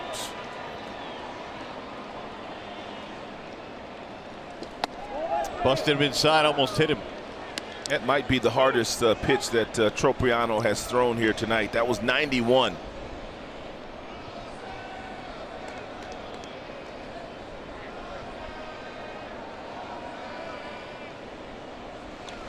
Little chopper to the right side for Kinsler. And Iglesias is on, 1 away. And what do we got on Jacoby Jones' home run from StatCast? Left his bat at 104. 35-degree launch angle. Simo's favorite 2 words. Not really, but it sounds good, Rock. It sounds real good. But for me, guys, it's just about rhythm and timing and where you catch the baseball. Hey, Simo, what did the boys in Hall of Fame weekend think about launch angle? Some of the words they said I can't say on TV. I can tell you that. Well, no, really, truly, guys, I was talking to Eddie Murray, and I was hanging out with Adam Kennedy. There was several guys. John McDonald, former Tiger, played here for a little bit, played in Cleveland. And all of these guys talked about the launch angle and that they're not a big fan of it. I even talked to Shane Victorino. And he definitely doesn't like it. And talking to Terrence Long, these are all former players, and guys, they still talk about cutting that baseball, not trying to chop it straight down, but they still want to catch it down on a downward plane, because they said in their finish, your finish naturally lifts the baseball. But he said when guys start to think about that, the back shoulder drops, and that's why they're seeing a lot of strikeouts. They're just not a fan of the launch angle. 1-2 on Cosmo. I think that's a great point about the back shoulder dropping, and I've always wondered about that because that's something that's always been a no-no, right? Yeah, it truly is. Adam Kennedy had a straight up uppercut swing too, so I'm surprised he's even talking about the launch angle. He swung straight up. It's here to stay, though. I mean, because the guys that are teaching the launch angle, the guy that taught J.D. Martinez the launch angle swing, he now works for the Arizona Diamondbacks. So guys that are teaching these launch angle swings are now working for organizations. So if their hitting coach is not quite up to speed on how to get guys to get that barrel where they need to get it to hit that ball up, they're going to find somebody that can teach them because they're doing it. Cosmo looks at ball 3 outside, 3-2. I saw Carlos Correa on television today, and he was talking about trying to get your hands in the proper slot of really what guys are trying to do is they're trying to keep the bat in the strike zone as long as possible. And what guys are trying to do is drop the bat in the strike zone as quickly as possible. Rolled to third base for Cozart. 2 gone. And if you have the bat in the strike zone as long as possible, if you're a little late on the fastball, you're going to hit it to right field. But if you're out in front of a breaking ball or fastball, you're going to hit it to left field. But the whole key is keeping the bat in the strike zone as long as you can and keeping the bat as flat as possible. That's basically what they're doing. Well, so here's my question. Do certain organizations have a philosophy or theory on teaching launch angle, or is it basically up to the hitting coach?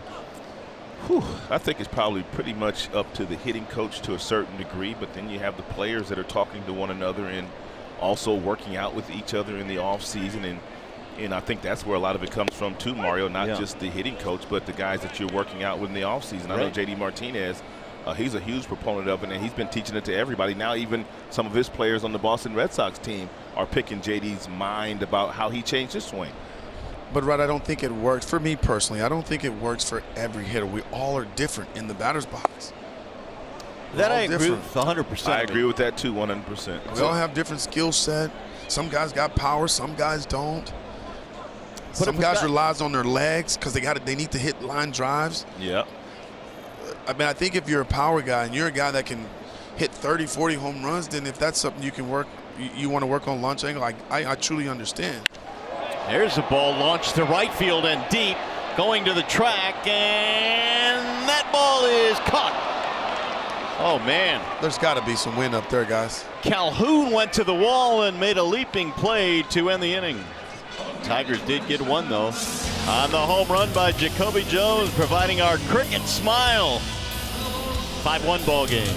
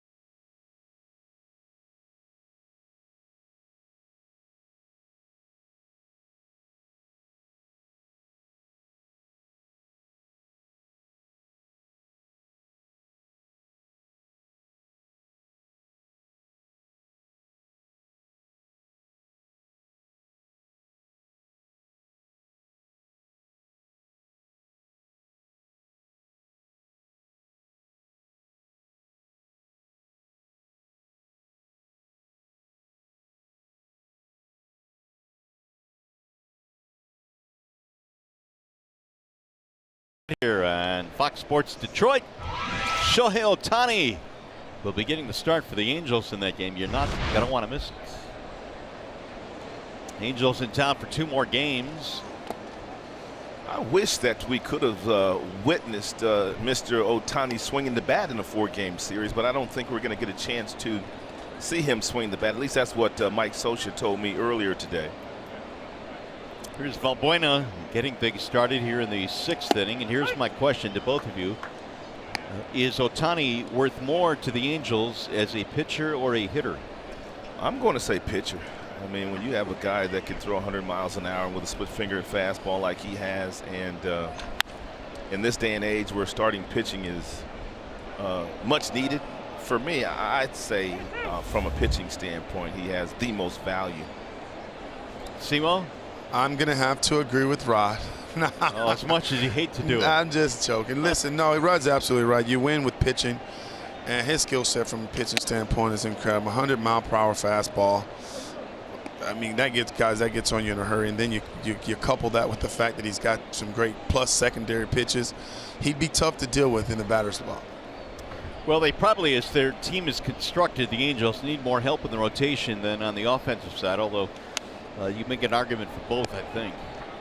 But he is a fabulous talent that is, well, a once-in-a-generational type of guy that can do both things. And Mike Scioscia wouldn't tip his hand as to how many innings he might pitch this year, but he said that the medical team and the front office staff, they pretty much have calculated a number and where they want Ohtani to get to this year. He really didn't pitch all that much last year in Japan, so they're going to watch him very closely. Well, the Angels are a right-handed hitting line, a very heavy right-handed side. Ohtani can bat left-handed, but he's on pace for about 350 plate appearances this year. So they're limiting those as well. 2-2 dives low, 3-2. And Mike Scioscia, he's never had to deal with a player like Ohtani, a guy that has that kind of talent to hit the baseball and to swing the bat. It's a good problem to have, but boy, does it come with some pressures. Here's the 3-2.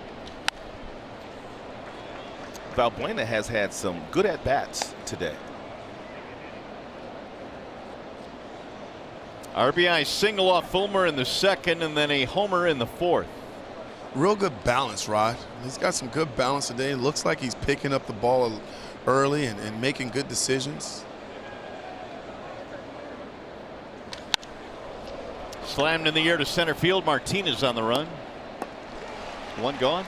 Let's take a look at some Ohtani video of him swinging the bat. And not only here stateside, but also Japan. He's got that leg kick when he was in Japan. Not much of a leg kick, but he does get it up and down. And I kind of like the way he transfers his weight here, but he struggled so much when he got stateside. They took the leg kick away. Now he pretty much doesn't pick it up and put it down. And I'd like to see him find a happy medium. I'm not a huge proponent of the guy that doesn't have that kind of rhythm in his swing. I don't know what you think, C, but I know you had a leg kick. I did. And guys, it's a tough thing to maintain and to be consistent with, because you find yourself late at times getting it down to pick up the ball early. That's why you also chase pitches out of the strike zone.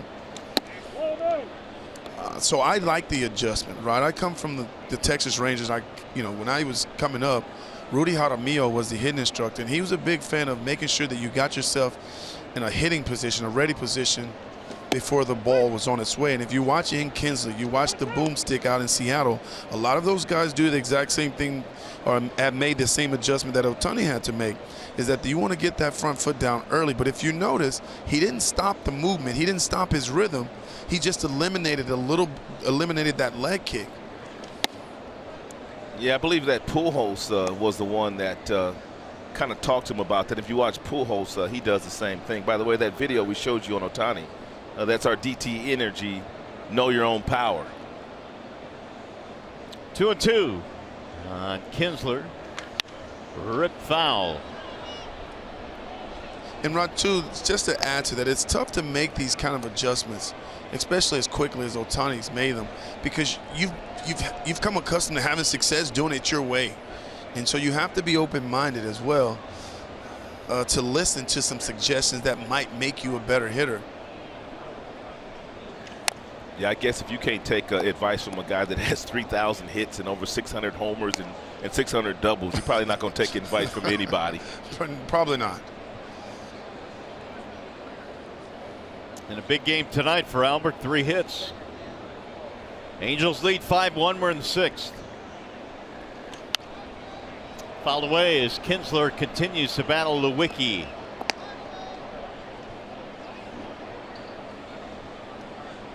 Kinsler a walk and a 3-run homer. His blow was the big one in the second, the 3-1 shot, which made it 4-0 at that point. Right back to Lewicki, who knocked it down. Iglesias charging, quick throw, threw it away. That'll get into the camera well, and that means Kinsler will take second. That went from being a routine ground ball to the second baseman to being a base hit in the air by the shortstop. Had Lewicki not slowed the ball down by getting the glove on it, Cosma was standing right there.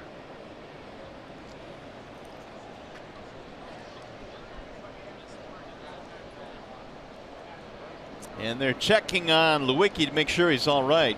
Didn't it look like it got him in the glove? Yeah, it looked like it got him on the, yeah, probably on the glove, right? But close to his wrist. Okay.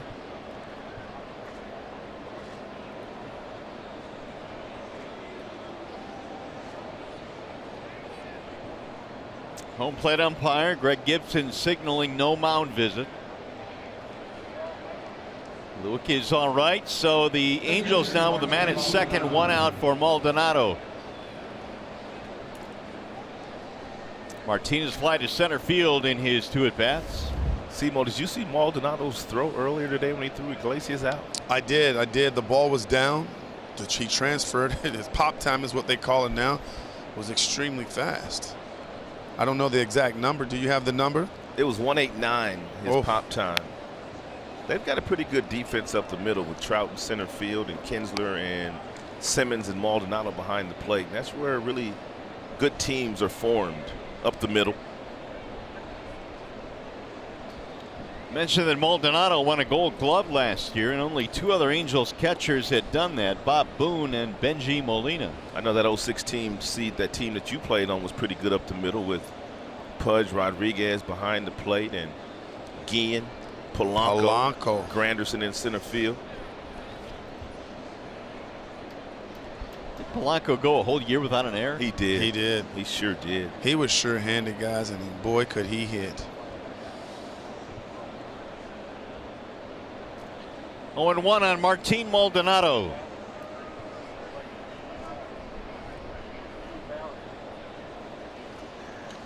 Fouled away 0-2.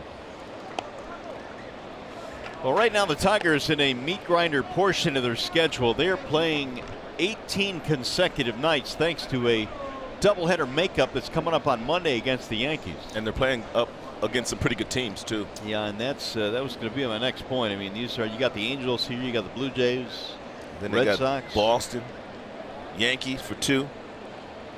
Well, one thing we know about this team, there's no quit in them. So whoever comes into town, they're gonna give them 9 full hard innings. And for me, guys, that's just been fun to watch with this young group. They get after you every single night. Here's that schedule.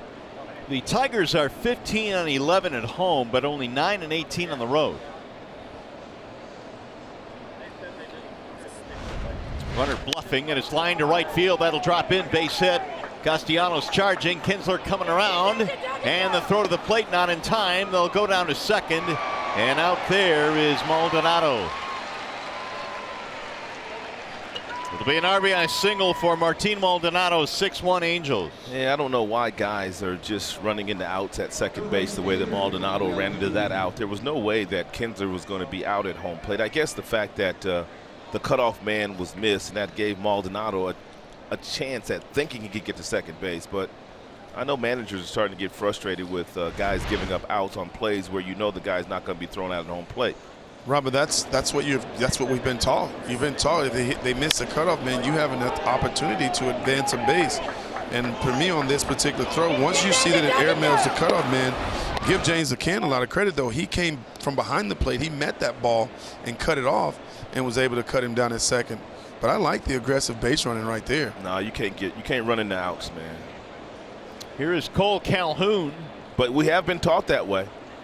But a lot of managers are changing their theory on that. They don't want to give away those outs like that. It used to be it was okay when you send a guy home, you give up the out just to make sure that run's scored. But you have to make sure that you're going to be safe. Well, you also have to know yourself. If you're Maldonado, you know you don't have tremendous speed.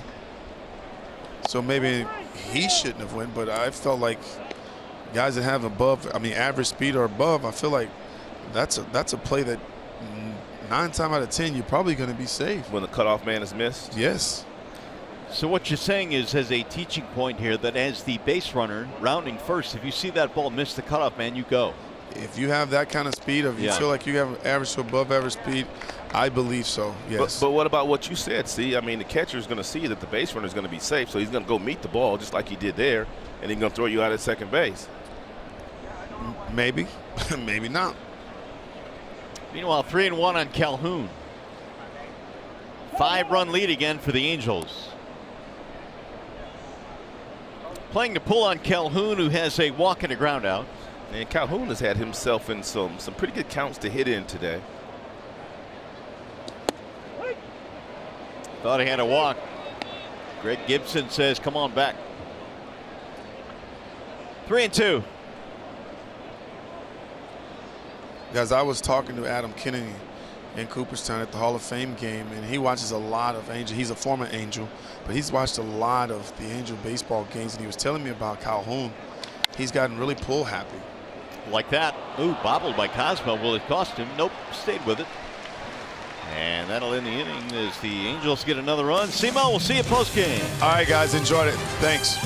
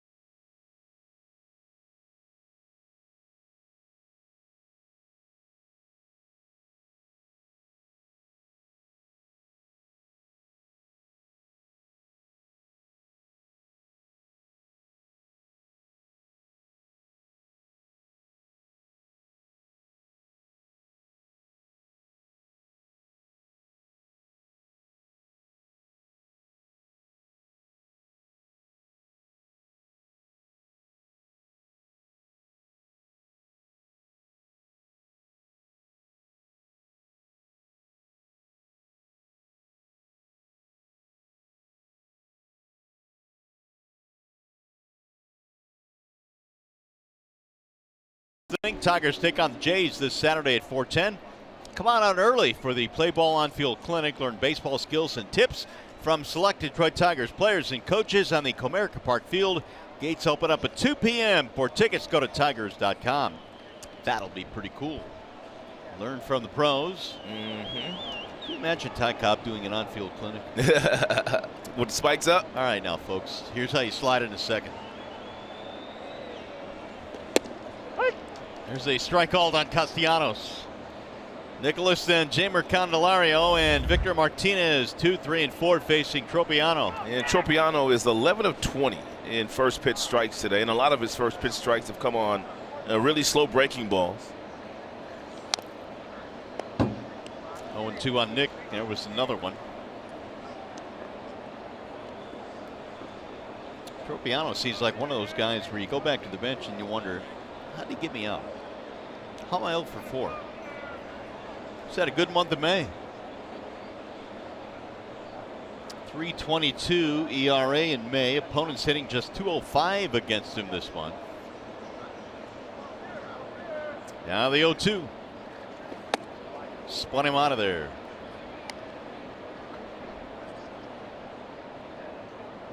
I guess, Rod, if you want to have success with that breaking ball away, you got to do that every now and then. Yeah, that's an 0-2, pretty good pitch. But Lewicki did the same thing to Valbuena, so that pretty much was a payback pitch right there by Tropiano for Lewicki throwing inside on the 0-2 pitch to Valbuena.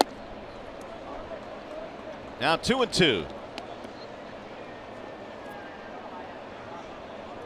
And we'll see if he's trying to set Nicholas up for another breaking ball. He got ahead of him with a breaking ball, then he went inside with a fastball, then back outside with another fastball.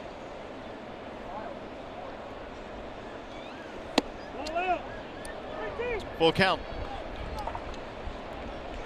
Tropiano pitched his college ball at Stony Brook University in New York. That is the former college of Joe Nathan, the former Tigers closer. Pitch usage tonight. And 46% with the fastball, the curveball 31%. You can see that split change as the other percentage. Nick looks at strike 3, looked it right into the glove of Maldonado. And let's take a look at our Bell Tire pitch by pitch, and it's pretty much Tropiano's day. He's been out there dealing lots of first pitch strikes. I told you he's thrown lots of breaking balls on the very first pitch. That split change and that curveball, the Tigers really haven't been able to pick it up, which means it's a pretty good pitch. And when not throwing that two-seam fastball at about 90, 91 miles an hour, Tigers have not been able to figure him out just yet. That was a wonderful pitch sequence there to Castellanos. Sometimes you just have to tip your cap. They started him off with 3 breaking balls, Mario. Then he finished him off with 4 straight fastballs. And that last fastball at 92 nipped the outside corner. Numbers on Tropiano through 5 1/3. No walks. Jamer looks at a ball inside, 1-1. They got a nice view. Spectacular view. Yeah, ballpark looks good.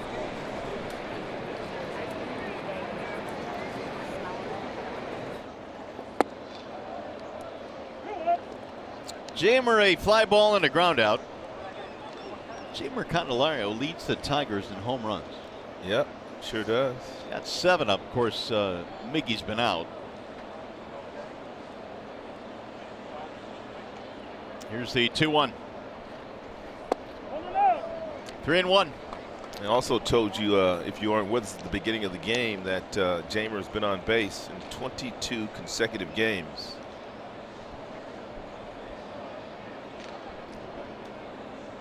Candelario also leads the Tigers in walks.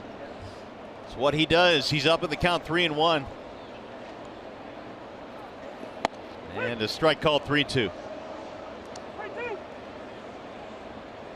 There is a hidden value behind Candelario's numbers in the fact that he will make the opponent work and work and work.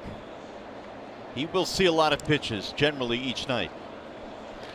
And that one is launched high in the air to right field and way back. It's going to the track, it's going to the wall, and there is homer number 8 for Candelario.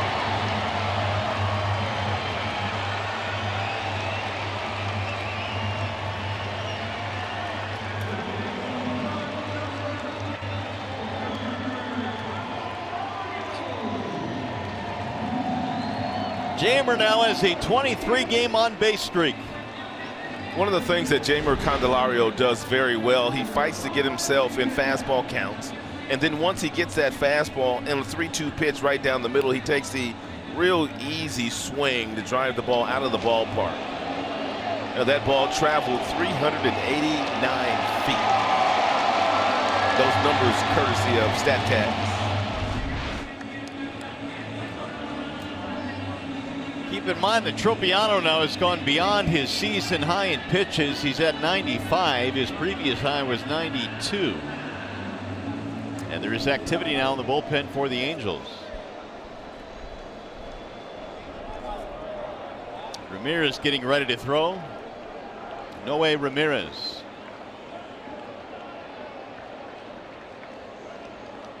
Two solo shots for the Tigers in this game, Jones and Candelario.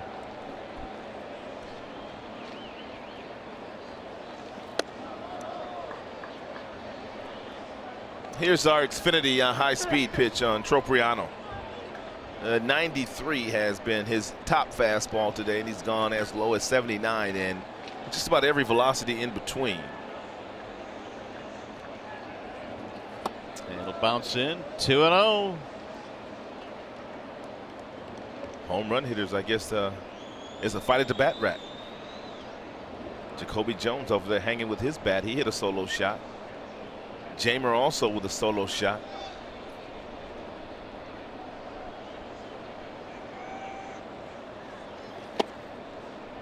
Neymar let it all hang out on 2-0 there. He swings and misses. Yeah, Victor was trying to hit a home run right there. Victor usually does not take a big swing like that.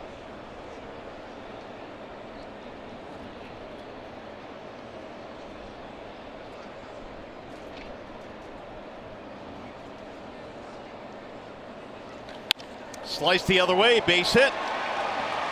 Martinez is on. The Tigers have their second hit of the inning. Mario, did you happen to see that Derek Rodriguez was called to the big leagues? Pudge Rodriguez's son is a big league player now. Yes, he's really in the big leagues. Who's he with? The Giants. Wow, good for him.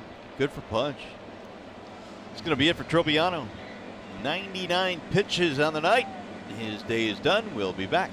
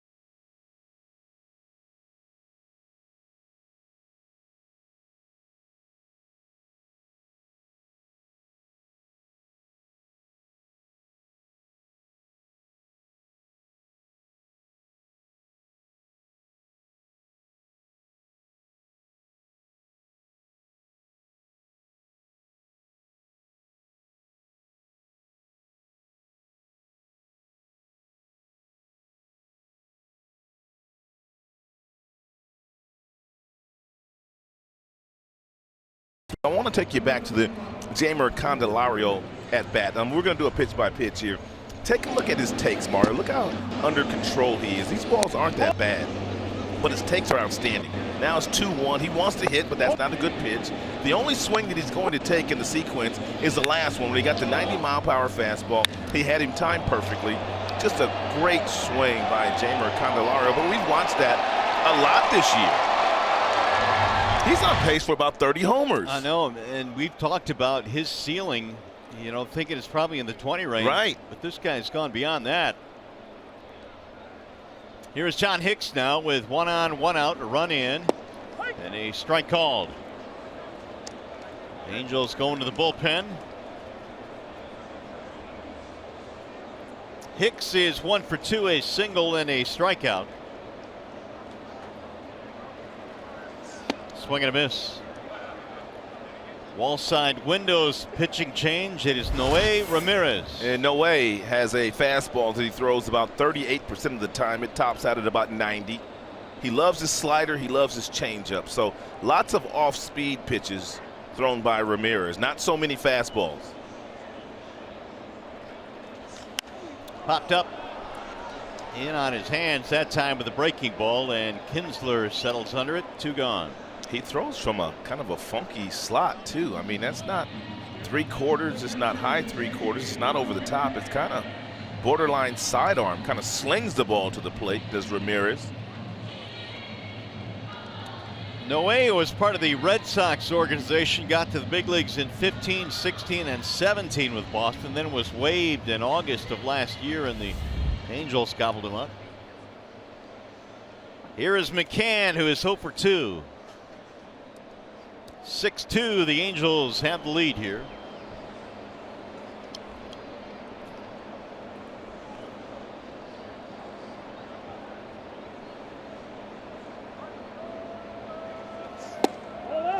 That is ball 1 to McCann.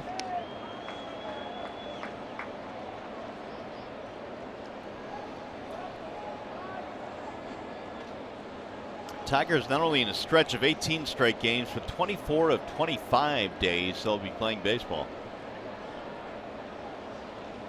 Here's the 1-0 pitch. And a ball outside, 2-0. Let's take one look at the delivery here, Ramirez, in a little bit of slow motion. Take a look at him when he gets to that release point, how he just kind of slings the ball up there. Look at that slot, look at that arm slot there. He comes from behind his head all the way out and then comes to the plate.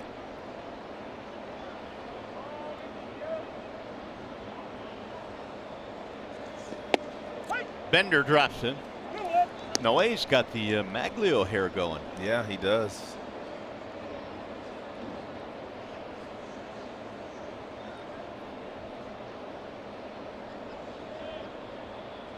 Jones on deck. Should McCann reach? Tigers trying to peck away. They're down 4. And Mack looks at another Bender that slices in for a strike. Boy, he throws a lot of them. He's probably good for one time through the order. And guys that throw lots of breaking balls. And a second time through the order, teams could start to sit on a breaking ball or two. But most of these guys have never seen Ramirez before.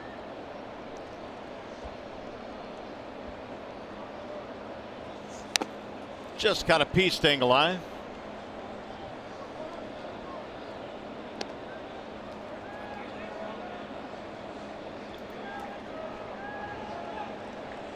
Home run by the Candyman, giving the Tigers a run here in the 6th inning. Tigers, with their win yesterday, have fought their way to within 5 games of 500. Just find a way to streak together a good week. Get back up to that 500 mark. Chop foul. Yeah, the Tigers have won 4 of their last 5 games. But the Cleveland Indians also have won 3 in a row. Tribe actually won tonight, so 4 in a row. 4 in a row. Tigers have not been able to make up any ground. That Tribe team starting to get hot.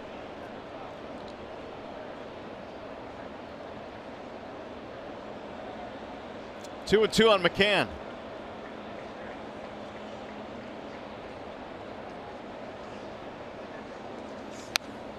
Giving him a battle.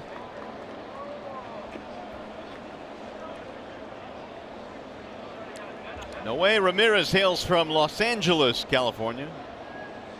Alhambra High School, and then on to Cal State Fullerton. It's a good baseball school. Cal State Fullerton, always competitive.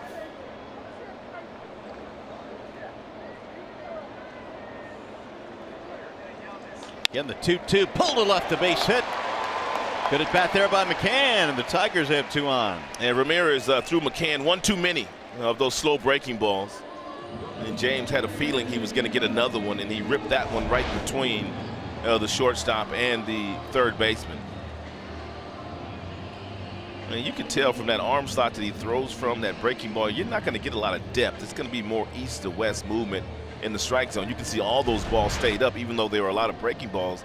Very few of those got to the bottom of the strike zone because of the arm slot he throws from. Tigers now have 8 hits in this game. Here's Jacoby, who homered last inning. Oh, that's a good breaking ball to hit right there, man, if you're looking for it. That one that they start right at you.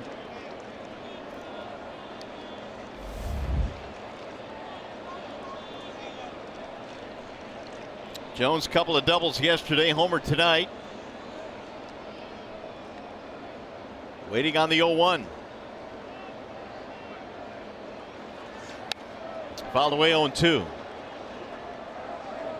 Angels bullpen this year has been decent. They are 7th in the American League in ERA at 3.68.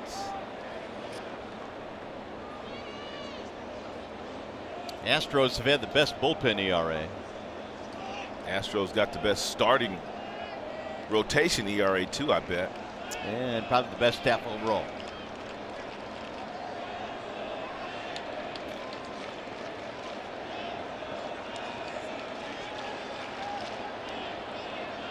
Now the 0-2. Good block by Maldonado as Jacoby would not go fishing.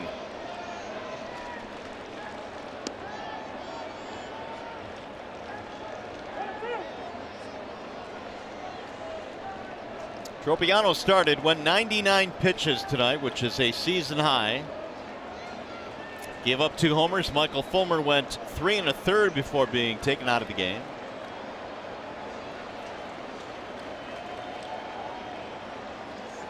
And again, he stayed away, and again, Jones would not go for it. 2-2.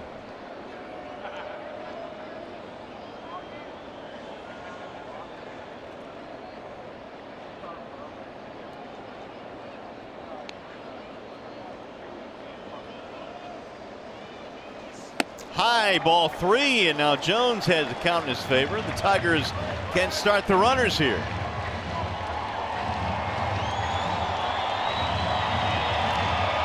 Get a gap shot here, and it's a brand new ball game. Well, you know Ramirez's best pitch is the breaking ball, and he's confident in throwing that pitch in any count. But if you're Jacoby Jones, you can't be looking for a breaking ball. You have to be looking for the baseball. You have to adjust to a breaking ball, but make sure that you're ready for your fastball as well if it's in the hitting zone. Foul back. He was ready to hit that fastball. Good swing by Jacoby.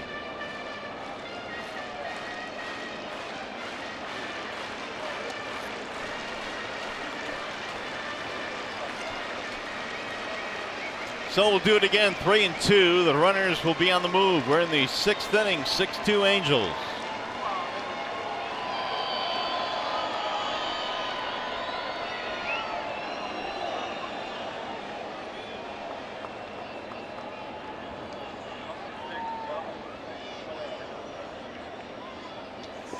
Checked it, and he did not go. Ball 4, that'll load him up.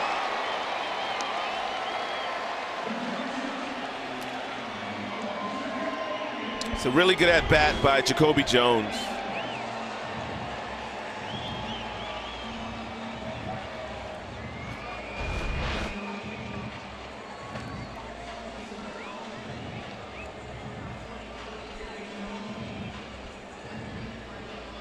Charlie Nagy coming out now to have a visit with the right-hander.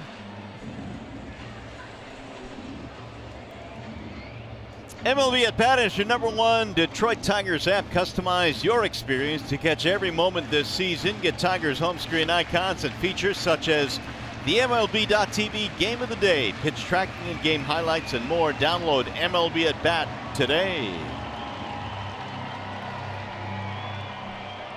More action in the bullpen for the Angels. They've got a left-hander throwing. Alvarez. Former Tiger. Jose Alvarez. So now here's a tough guy to strike out. Iglesias a single and a ground out in this game. They are loaded up. And Iggy is the tying run at the plate.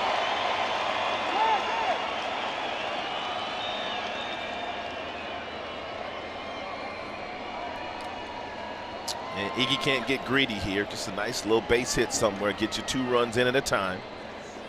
Ball 1.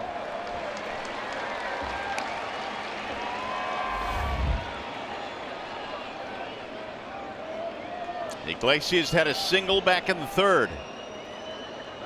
Martinez, McCann, Jones, your base runners.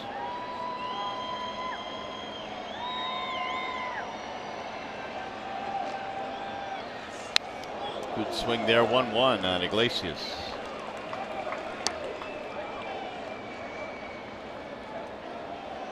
Jose now with 6 hits on the homestand. He has his batting average up to 254.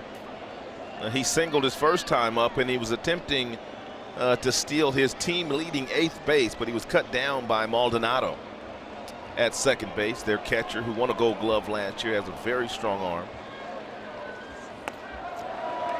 As of last week, he was on pace to steal over 20 bases this year. Yeah, he's always had good speed, but never really had been turned loose on the base paths. Not until this year.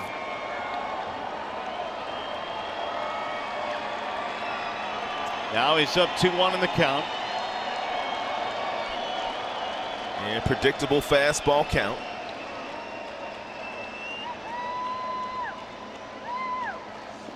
That curls inside, 3-1.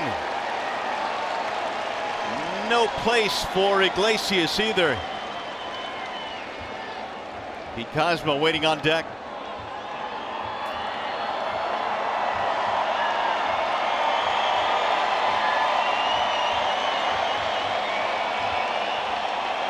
Here's the 3-1 pitch. Popped him up. Right side of the infield. Who wants it? Valbuena does. Then it's Kinsler instead to retire the side. Tigers will leave him loaded, but they get a home run from Candelario. Noe Ramirez. Some heart-thumping action, but he got a big out of Iglesias.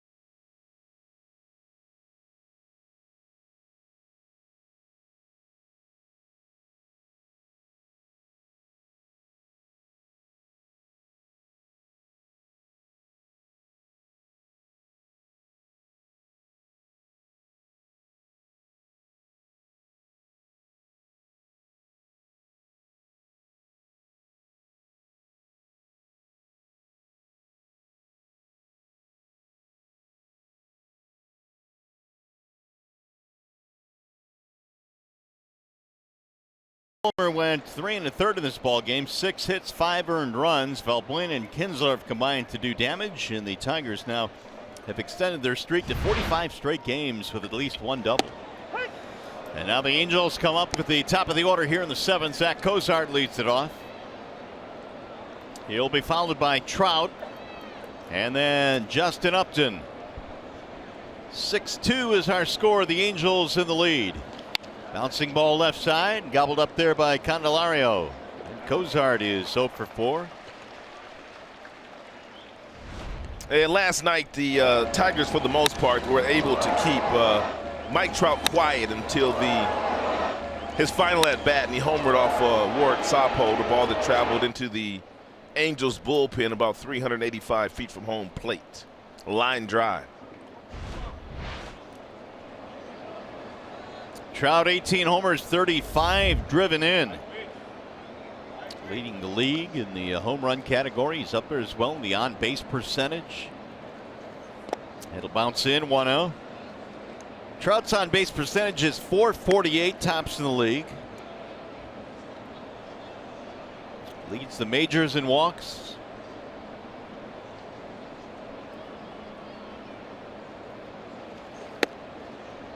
A little high, 2-0. Just don't throw the fastball down here. You can throw the fastball up in the strike zone, but don't throw it down in the bottom of the strike zone to Mike Trout.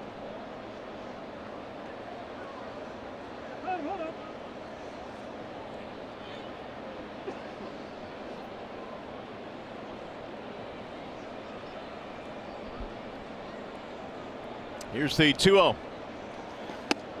Why do you think Mike Trout lasted so long in the draft? Now, he was in the first round, but deep in the first round. Well, I just think that coming from New Jersey, probably didn't get a chance to get seen all that often. And playing in a cold weather state, the boys that come from those places don't get a chance to play as much as the kids that come from Texas and Florida and Los Angeles. But I'm sure he was able to get to a couple of the showcases, though. Well, yeah, and that's a good point, because a lot of times that will make up for it. Right. I mean, that's probably where he was seen at the showcases. But he went 25th overall, so 24 teams passed on Trout. Yeah, you have to give the Angels a lot of credit. That area scout who was watching Mike Trout since he was probably in the 9th grade, he had a real nice recommendation. Turned out that he got himself a Hall of Fame player. Well, Albert Pujols, didn't he last till like the 13th round? He did. Yeah. I mean, at least Trout was in the first round. That's true. Albert Pujols was in the 13th round, and he's going to the Hall of Fame. Jay up in this ball game is 0 for 2. He's walked. Strike called on Upton. I was watching the television today, and Peter Gammons, a Hall of Fame writer, said that there's not one pitcher, Mario, in the Hall of Fame that was a #1 draft choice. Really? He said there's not one pitcher that was drafted in the first round that is in the Hall of Fame. And his point was, you don't have to be, 95 to 100 miles an hour with a great breaking ball. You just got to learn how to pitch. Right. I find that hard to believe. I did too. Interesting.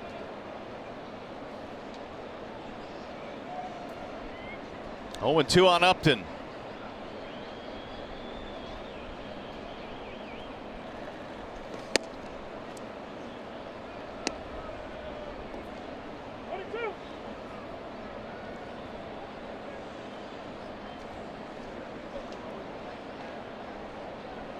Lewicki came on for the Tigers in the 4th inning. He's been on since.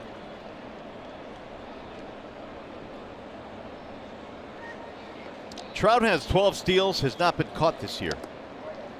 He's already stolen over 100 in his career. He has a chance to at least be 30-30 this year, and an outside chance of being a 40-40 member if he wanted to be, if he wants to run that much.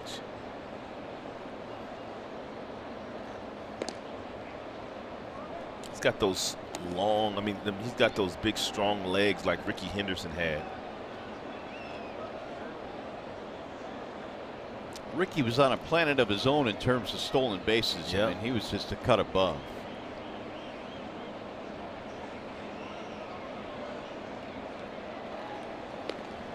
So Trout has stolen as many as 49. He stole 22 last year. Is there a point in your career where all the wear and tear starts to, take its toll on your body, where maybe you back off running as much? Not for him, not yet. He's just 25 years old. He's got a few more years before he gets there, in my opinion.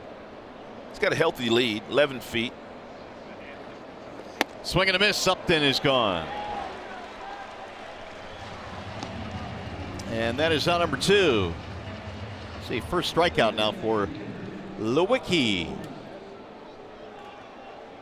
That'll bring up Pujols. Well, Albert 3 for 3. He just keeps adding to his totals. 3,020 big league hits. He got number 3,000 earlier this month. Over 600 doubles, over 600 home runs. Mario, he has been in the big leagues for 17 years, and he's never had a season where he has struck out more than 100 times. Wow. And 100 strikeouts are okay these days. Sure. By metrics standards. This guy in 17 years never struck out 100 times. Albert had a lot of great years, over a decade with the Cardinals, then signed the 10-year deal with the Angels, which brings him through 2021. Which hat is he going to have to wear when he goes to Cooperstown? Is he going to have to wear the St. Louis Cardinals cap?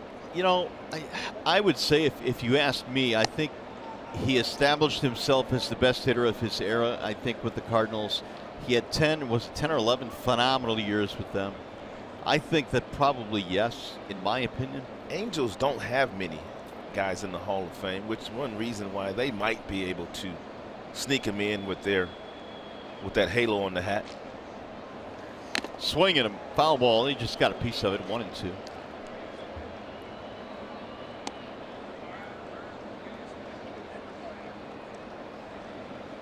Tigers trail 6-2. We're in the 7th. Didn't Wade Boggs go in as a Tampa Bay Ray and not a Boston Red Sox? I don't know, to be honest with you. I think he went in as a Ray. You know what? He had to, because they had that platform out there at Tropicana Field. They put his uniform on. And that's when baseball kind of took over and said, you know what, we're going to start deciding which hats y'all wear when y'all go to the Hall of Fame. Yep.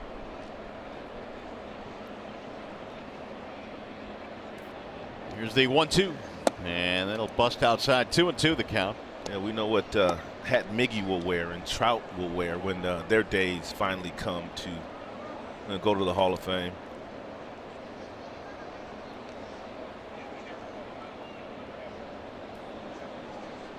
Trout has been anchored at first base after walking here in the 7th.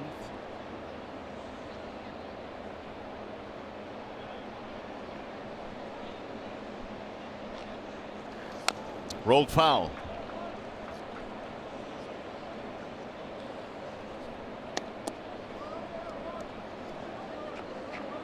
Albert came in over 300 against the Tigers in his career with 13 lifetime homers.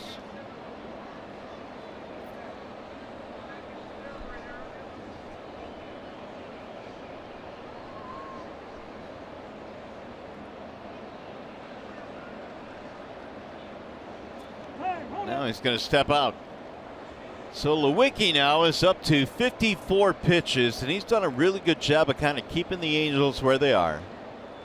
Keeping his team in striking distance on a night where Michael Fulmer had to come out in the 4th inning.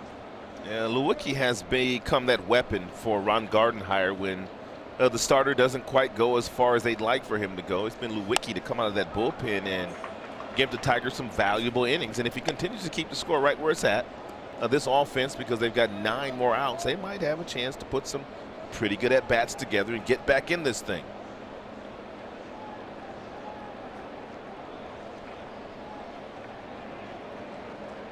Fulmer was at only 77 pitches when he was taken out by Ron Gardenhire, but Gardy came out and quickly made the call. Yeah, there were 77 stressful pitches, though. Chopped to third base. That is a foul ball. And I think a lot of times managers will see how hard a guy like Michael Fulmer was working out there to find his command and to get comfortable. And they said, you know what, just go get him because he's kind of fighting himself tonight. We'll get somebody else out there, and Michael will get his turn in 5 days from now.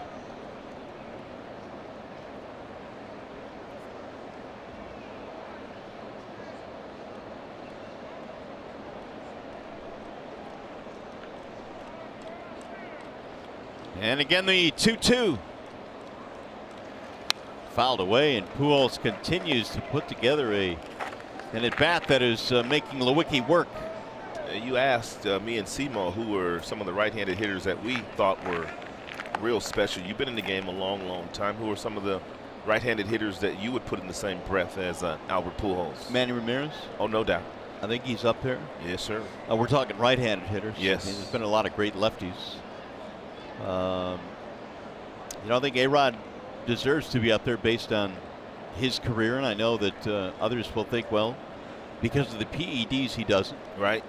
A-Rod was special. But he came to the big leagues and hit. A-Rod hit 50 home runs Yeah. 1 year, man. He was special. There's no doubt.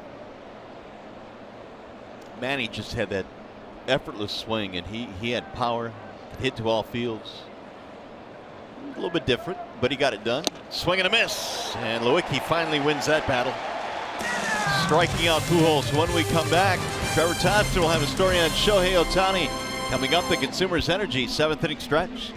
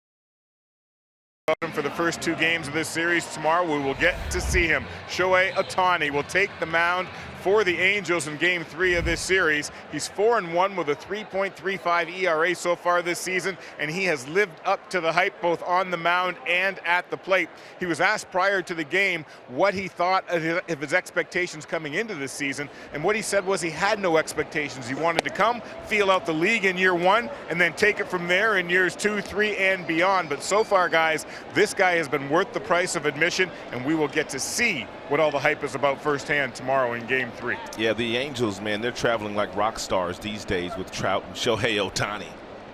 They probably got to go in the back entrance these days, Mario. They can't go in the front door of the hotel no more. They're like the Yankees used to have to do back in the day. Like you guys had to do in '84. That team was rolling, man. 1-1 on Cosma, who gets it started here against Ramirez in the 7th. Here's the 1-1 pitch. In the air to center field. Trout is coming over. Today, guys, Ohtani had to do 2 different sets of media press conferences. One for us, the regular media, I guess, through a translator, and then he addressed the Japanese media separate from that. And there had to be 15 or 20 of the Japanese media surrounding him that follow him on a daily basis. There were a handful of us asking him questions about his first year here, and the guy answered every single question through his interpreter with a big smile on his face. I think he's really enjoying the moment. He really is. He's handling it well. He's performing well. It is showtime. It'll be showtime tomorrow here at the ballpark. Make your plans to join us. Pitching change here at Comerica.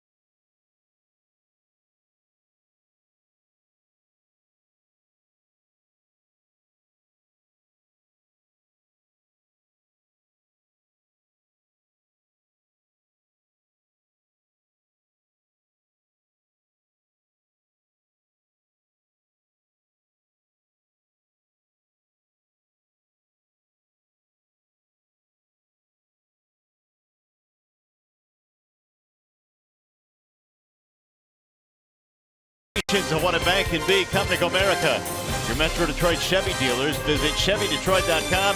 See why Chevy drives to Motor City. And by Wallside Windows, we can do that. We are the factory. Jose Alvarez has come out of the bullpen now as Leonis Martin stands in. He lines a bunt right to Alvarez, who makes a diving play. Yeah, real nice play there by Alvarez. Nice job, nice attempt by Martin. But one of the things that you have to do when you're bunting for a base hit is you want to make sure you stay in the batter's box and not move your feet. And then that gives you a time to put the ball on the ground. You can see his feet were moving, so he was never able to really get that ball and place it where he wanted to place it. And a nice grab there by Alvarez. Pretty good athletic play there by the pitcher. Real nice play. We'll bring up Castellanos now with the bases empty. We're in the 7th, 6-2 in favor of the Angels. Alvarez made 6 starts for the Tigers back in 2013. As a matter of fact, the year that he made those starts, I believe the Tigers only used 6 starters all year. They did. Along with Alvarez. So 5 guys made all their starts, and they needed him for 6 starts during the course of the year. That doesn't happen very often. Like never. So the numbers on Alvarez in our Wallside Windows pitching change. Castellanos is 1 for 3. Nicholas with a double. That happened in the 4th. Tigers couldn't score him, though. It was a leadoff double, and they stranded him. They have hit 2 homers tonight. Solo shots by Candelario and Jacoby Jones. In there, strike call, 2-1. 2 more to go in this series. The Angels are here tomorrow, and then the final game it'll be a day game on Thursday.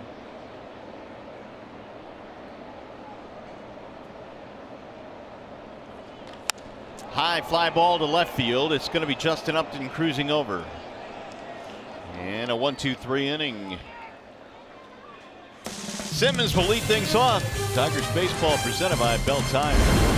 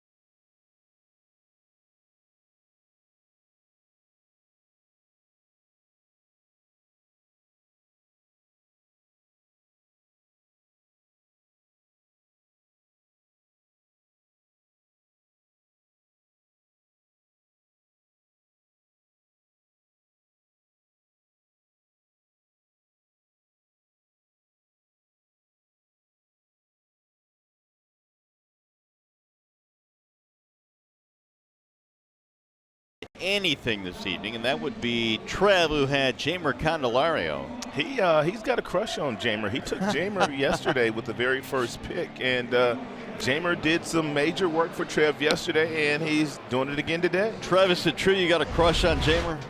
No, but it is true. I love to double dip that chip. So I backed that up 2 days in a row. The Candyman's come through for me. So very pleased with that pick today, guys. Nice job. Got a Wallside Windows pitching change. Buck Farmer. And Farmer pitching in his 27th game of the season. 29 strikeouts, 15 walks. Comes in with a 5.92 earned run average. Buck's got a fastball that gets into the mid-90s. He's got a breaking ball. He has a very good changeup. Farmer throws a strike. He has had issues when he throws more than 1 inning, and Ron Gardenhire was talking about that today. They've got to find a way, because he is so important at the back end of their bullpen, to get him to throw multiple innings and have success. He is fine for one, but it seems that struggles begin if he throws more than one inning. Here is Candelario down the line, and Simmons is out, one gone. So what you're saying is that Buck Farmer has a difficult time of getting an out, then going and sit down. Correct. And then going back out there again. Correct. Yeah, and I guess, I don't know, that's something to be learned. Now, Buck is, or was, a starter, and still, I think, kind of settling into the relief role. But when he has been dominant, he has been awfully good. Here's Valbuena coming up now. The shift is on for the Tigers. He's had a pretty good day. He's single and he's homered.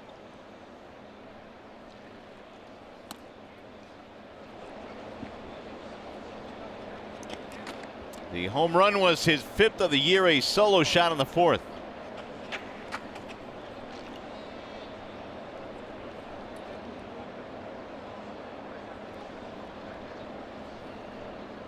Valbuena's been around several different teams. Cubs, Houston, Cleveland. Mentioned he hit 22 home runs last season. He's always been able to hit, and that's why he's always found places to play.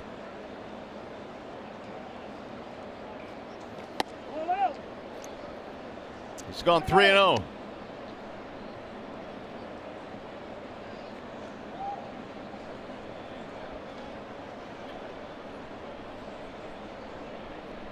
.22 homers, but a .199 batting average. Pulled foul.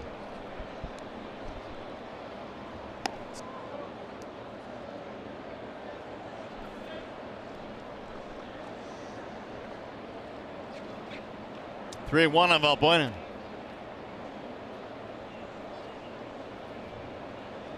Tigers have gone with Lewicki and Farmer here in the 8th. Lewicki came on in the 4th. There's a strike. 3-2. I don't know if Buck will throw a fastball here to Valbuena. He has a 95-mile-per-hour fastball, but Buck has a tremendous amount of confidence in his changeup as well, so he might just throw a changeup. We'll see. McCann playing games. He told him to shake off the changeup. Now they want the fastball. And it's launched in the air to right field and deep, and Valbuena has a 2-homer game with a bomb, and I mean a bomb, to right field. 3rd hit of the game, 2nd home run. Boy, McCann was trying to play some games there with Valbuena before the pitch, and what McCann, he's going to put down a finger and he's going to tell McCann to shake off a couple of different times before they finally settle on the one pitch. Watch McCann here. He's going to shake his head, tell that means no. She shake again, that means no.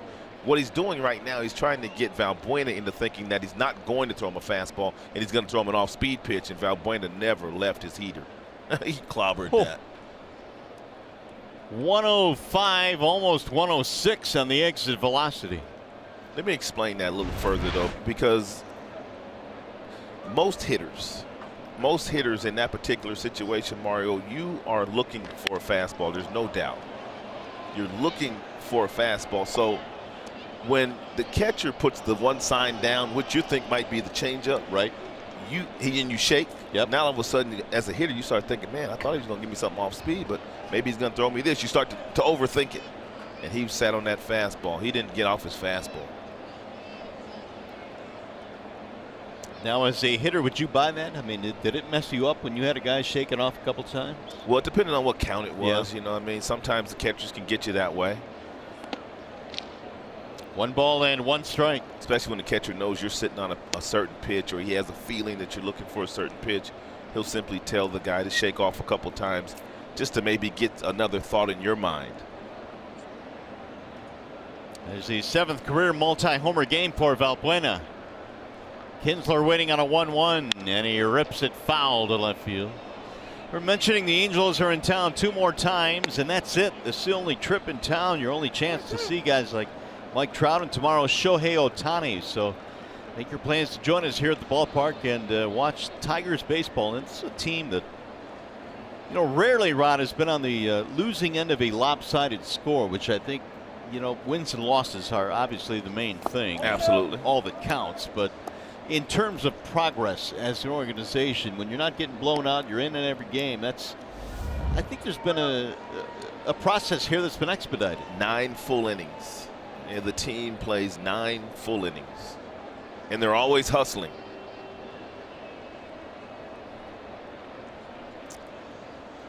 Kinsler has a 3-run homer in this game, and that'll miss low. The count fills now 3-2.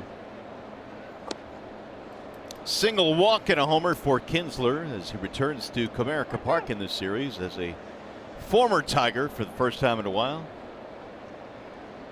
4 years as a Tiger, hit 78 home runs in the Old English D. Now the 3-2.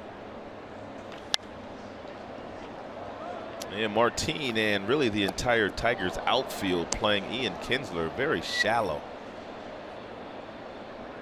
Ian is already connected for his 3rd home run of the season.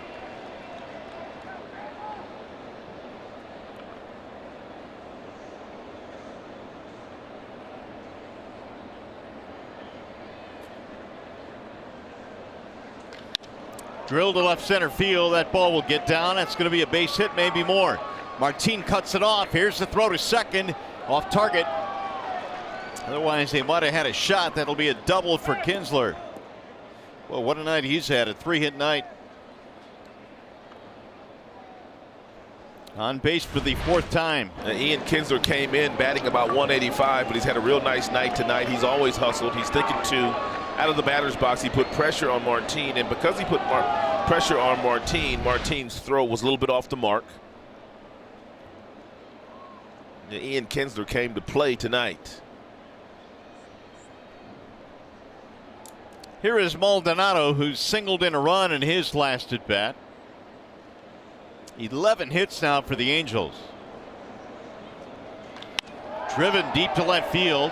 That's going back to the track, going to the wall. Jones runs out of room, and Maldonado has hit it out. Man, that's the 5th home run of the night for the Halos. 5 home runs. 3rd of the year for Maldonado. He's got a 3 RBI night. And the Angel lead now is 9-2.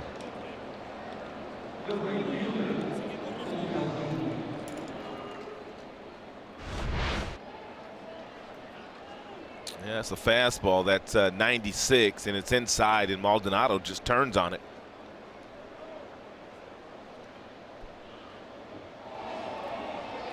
What are the numbers on this one? 96 miles an hour, the exit velocity.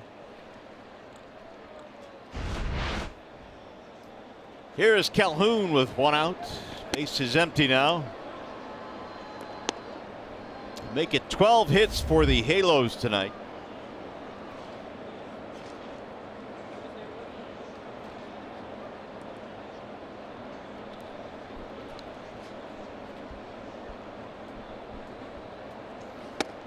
Two and 0.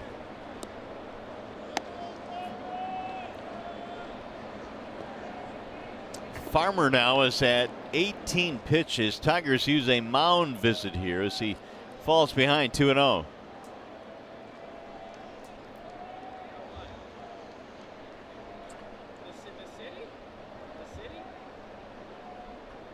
Lewicki had done pretty good work over his 3 2/3 and kept it close.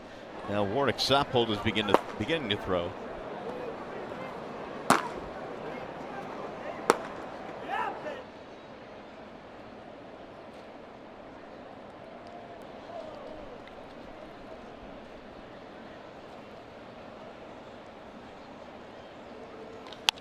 Swinging on a 2-0 pitch, drives it high in the air and is shallow right, though. It's going to be Martin. And Calhoun's out of there, 2 gone. It is the 3rd time this year that the Angels have homered 4 times in a game.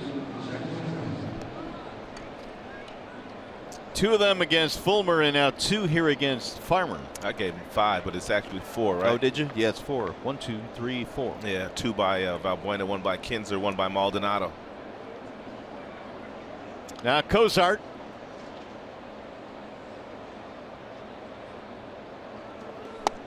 It's not often you would say the Angels have hit 4 homers in a game, and Upton and Trout aren't part of the home run hitting. True. They came in with 29 combined. Pulled on the ground to third, right by Jamer. It'll go to the corner. It's cut off there by Jones. Cozart on his way to second, and he is safe at second. These Angels are playing aggressive tonight. I mean, that's a hustling double by Cozart. Kinsler had a hustling double as well.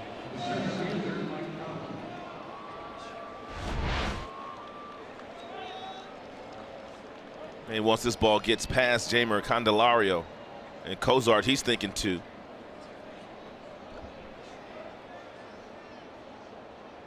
That is the first hit of the series for Cozart. He was 0 for 8. Just by Jamer.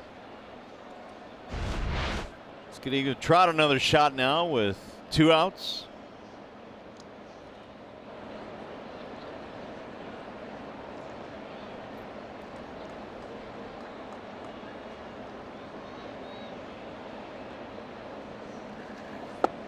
Ball 1.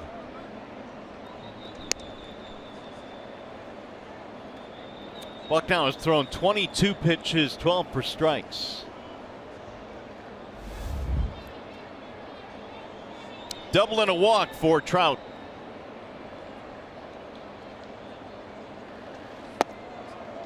One and one.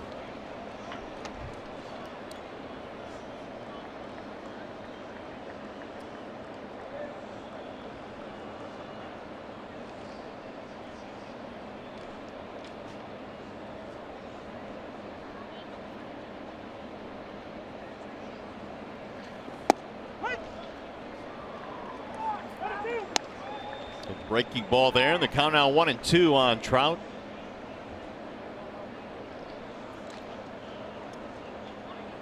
Came in tied with Upton for the team lead in RBIs with 35.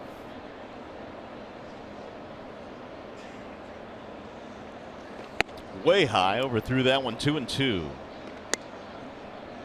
And Buck loves that changeup, man, but you got to be careful if you throw that changeup to Trout, because usually it fades down and in to the right-handed batter, and that's where Trout really loves to hit the baseball.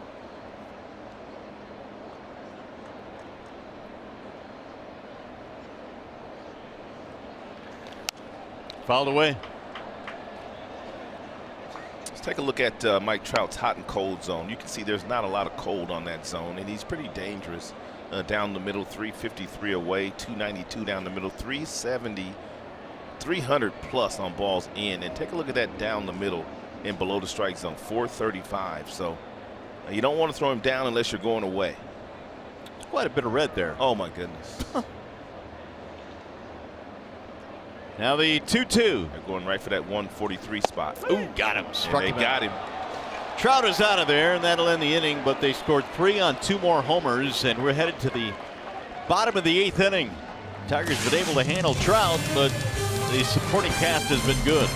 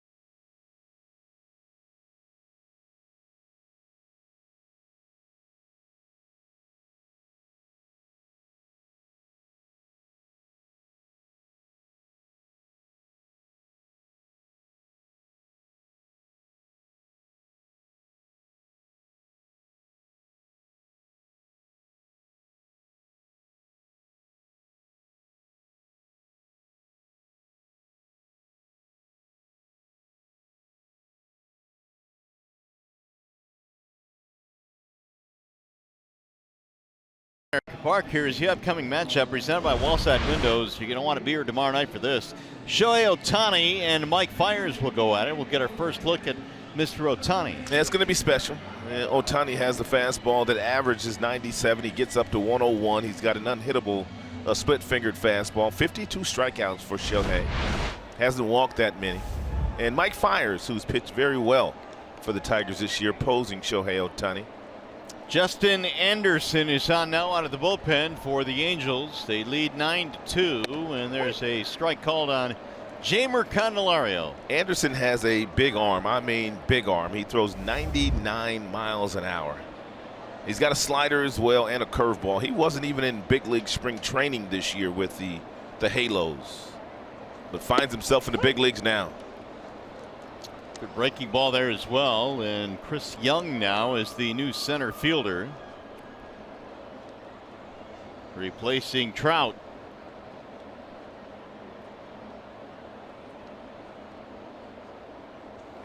Oh, Jeimer hit by the pitch, and the 0-2 pitch will send him to first. Yeah, that was that slider at 86 miles an hour.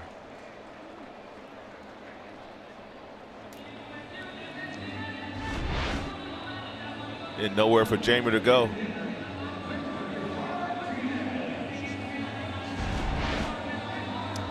Anderson, a 14th round pick in 2014 of the Angels. Tigers had the leadoff man on here in the 8th. Here is Victor. Yeah, Victor with 2 singles here tonight now has 11 multi-hit games.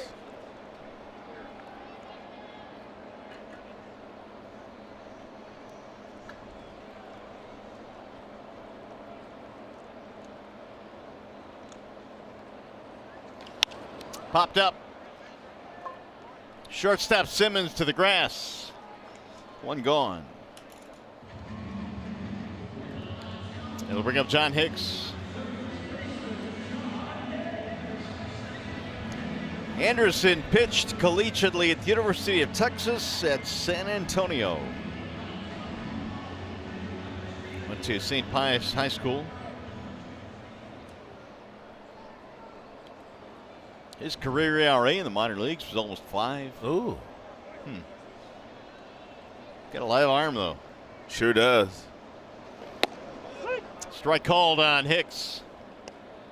97. He can get up to 99.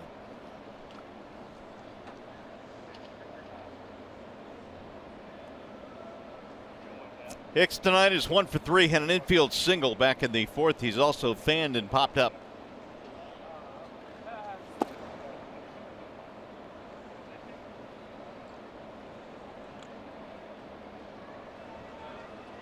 John Hicks came in batting over 300 in the month of May. 13 RBIs this month, filling in for Miguel Cabrera, who is due back very soon.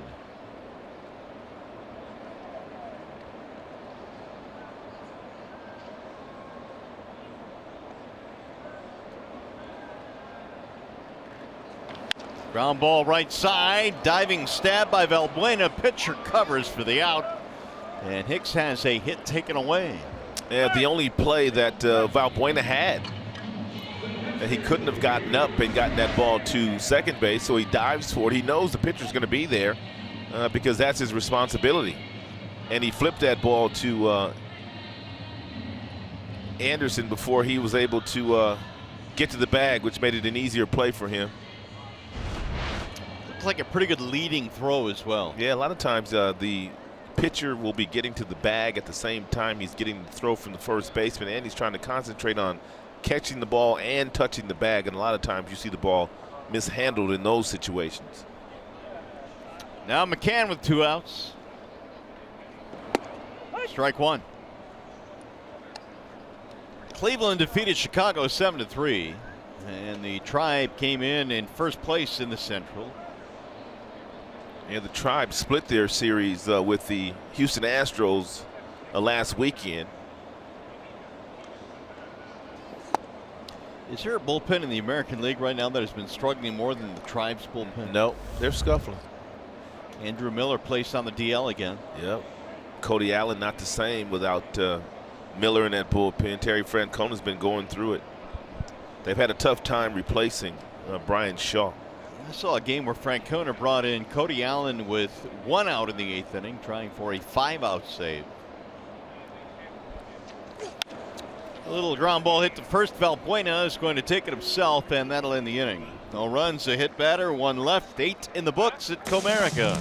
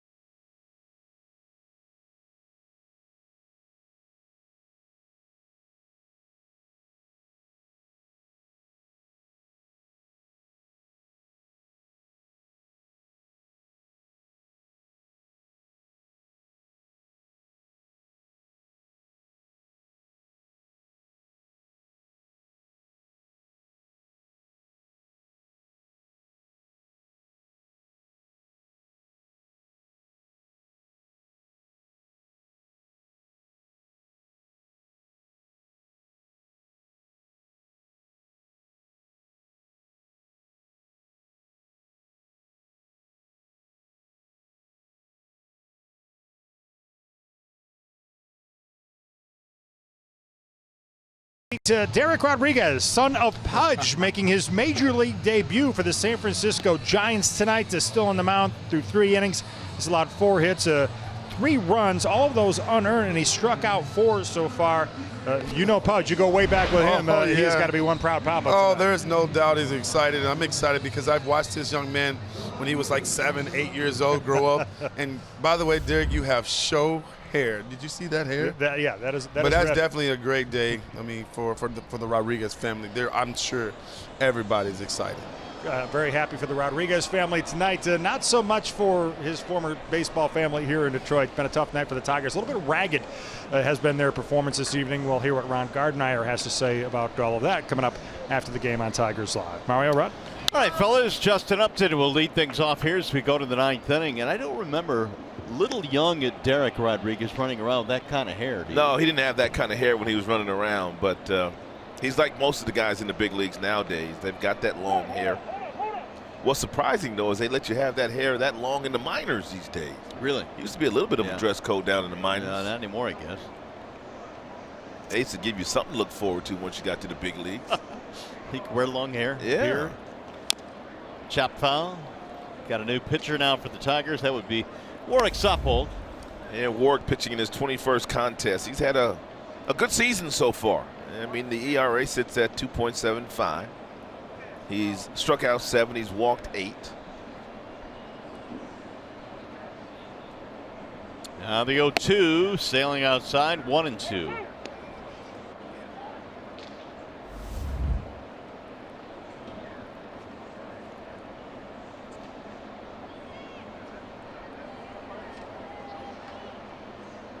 One, 2 is outside.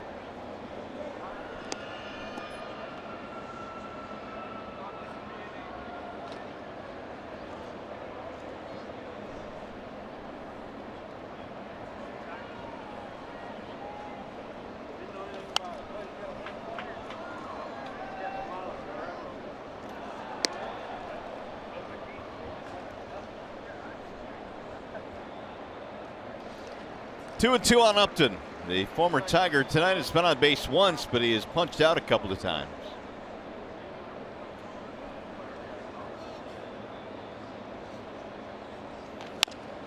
Rolled to third again, foul. Upton, Pujols, and Simmons due up here in the 9th inning facing Soppold. Tigers had a fairly close game until a 3-run eighth broke it open for the Angels. They lead 9-2.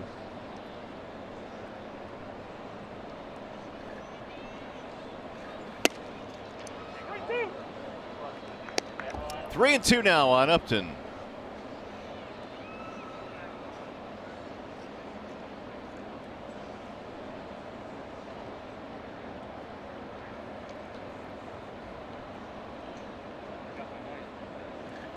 Swing and a miss, and Upton strikes out for the third time. What do we have on Derek Rodriguez? His second big league at bat. What'd he do? Oh, he doubled. Oh, he went the opposite way like his daddy used to. Drove in a run. That swing looked awfully familiar. He hit that ball over Cargo's head. Rod, he learned that from his daddy, Mario. You know it. He learned that from his daddy. You know it. I watched him take a lot of early BP with us, and I've seen that swing before. That kid can hit a little bit, too. Strike called on Pujols. There's got to be a lot of pressure that goes with the fact that your dad's a Hall of Famer. No question about that. Pujols pops it up. Shallow right field. Fairly tough play. And a diving attempt by Cosma, but it's foul. I don't know if Cosma called that or what, because Hicks kind of peeled out of the way like someone called it at the last minute. Take a look at John Hicks. At the last minute, he just kind of peels off like somebody called it.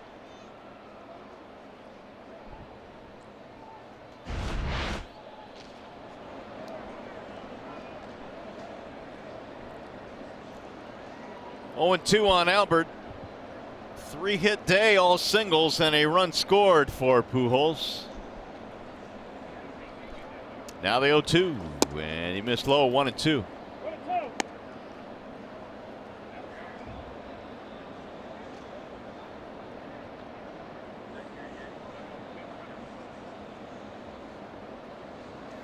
Swing and a miss, and down he goes, 2 gone. Slap hold, a couple of strikeouts. He'll bring up Andrelton Simmons.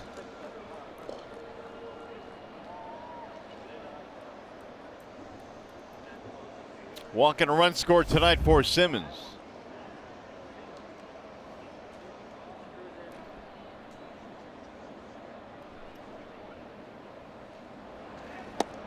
Way inside 1-0.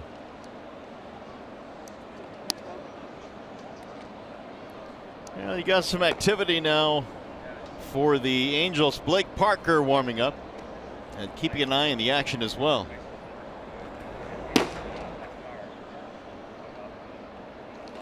Ooh, big swing there by Simmons. Has anybody rode in on that bullpen cart yet? No, but not here. I'm hearing whispers that Alex Wilson is considering it when he comes back. He'll do it. There it is. Somebody has to be the first.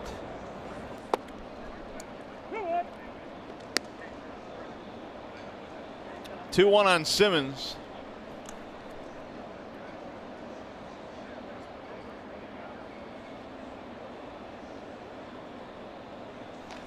Line to left field. That's going to get down. Base hit. Bobbled momentarily by Jones. It'll be a 2-out single.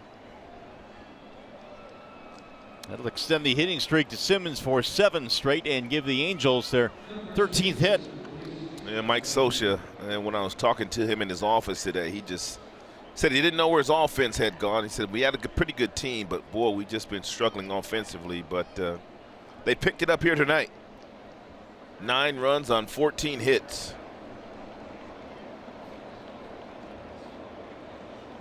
So if Valbuena stands in, he'll get another at bat. He's had a huge night. 2 homers, a single, and 3 RBIs.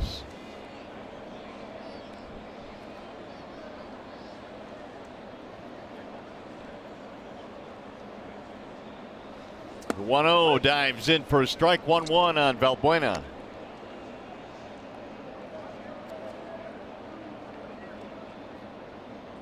The shift really doesn't matter when you hit the ball in the seats. And he's done it twice.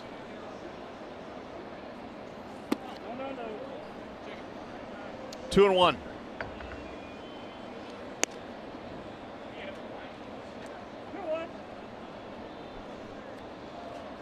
Angels may have been searching for that offense coming in tonight, but they have 9 runs on check the hit totals, 14 hits for the Angels this evening.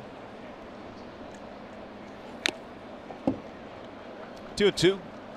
Here's the 2 home runs that Valbuena has hit here today. One came off of Michael Fulmer.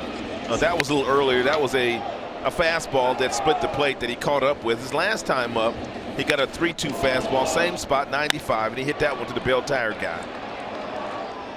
He almost made a play out there.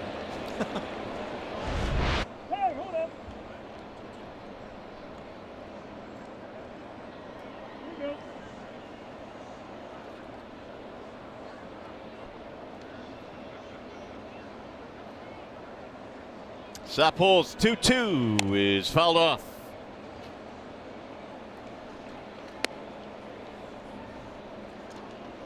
Warwick is the 3rd Tigers reliever tonight. 4th pitcher overall. Fulmer started, then Lewicki, Farmer, and now Warwick here in the 9th.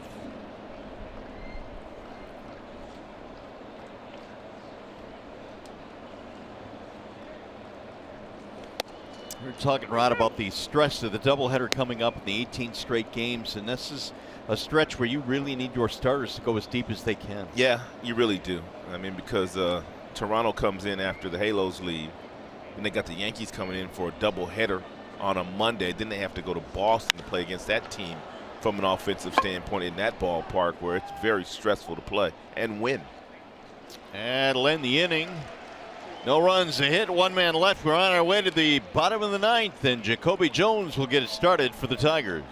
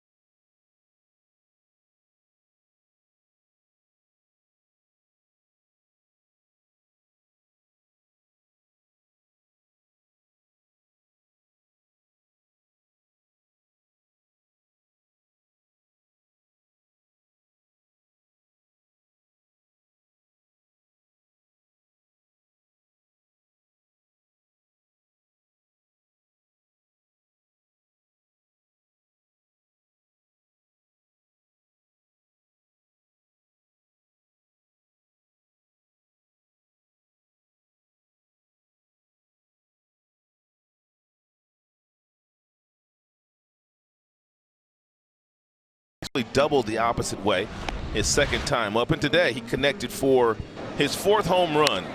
Got himself a little fastball that was right down the middle against their starter, Tropriano, and hit the ball over the Tigers bullpen.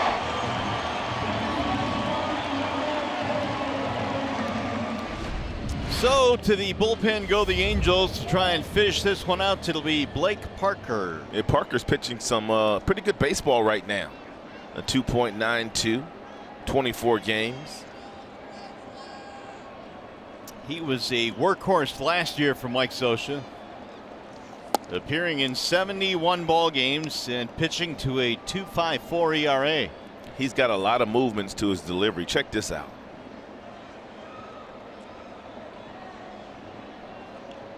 Look like a hitter or something, man. Goodness gracious. What's going on here?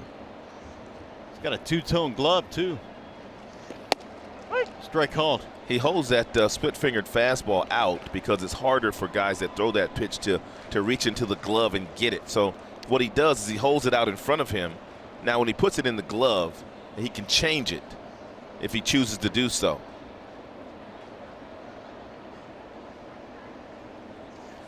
Hey. 1-2 on Jones. Jones, Iglesias, and Cosma. Jones probably looking at him, what in the world? I ain't never seen nothing like this.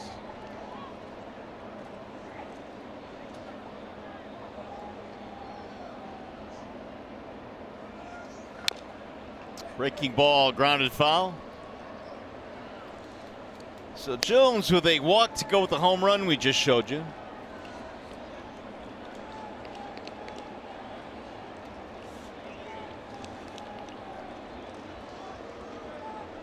And there's that split-fingered fastball grip you see that that Parker has before putting that ball in his glove.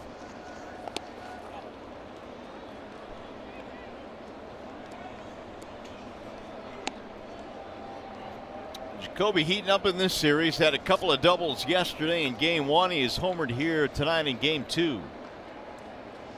However, the Tigers have managed only 2 homers in this game and trail 9-2.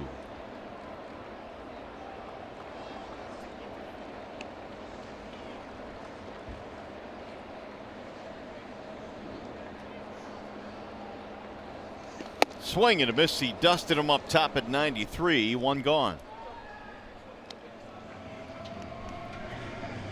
Parker gets a strikeout.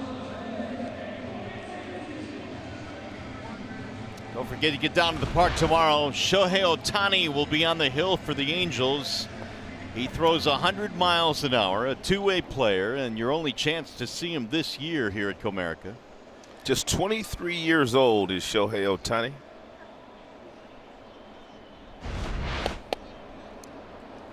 He actually DH'd when they were in New York, but they were anticipating that he was going to pitch there against Tanaka on Sunday, but he did not pitch obviously in New York, and they said they had to give out 90 extra media passes for the folks from Japan. 90 extra passes, credentials. So he is somebody you want to see. 1 ball, 1 strike on Iglesias. Single and 3 pass for Iggy.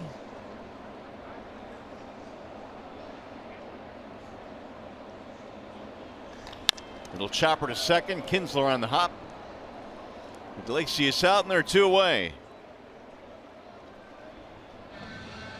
Tigers down to their final out. It'll bring up Pete Kozma. Angels 1 out away from evening this series.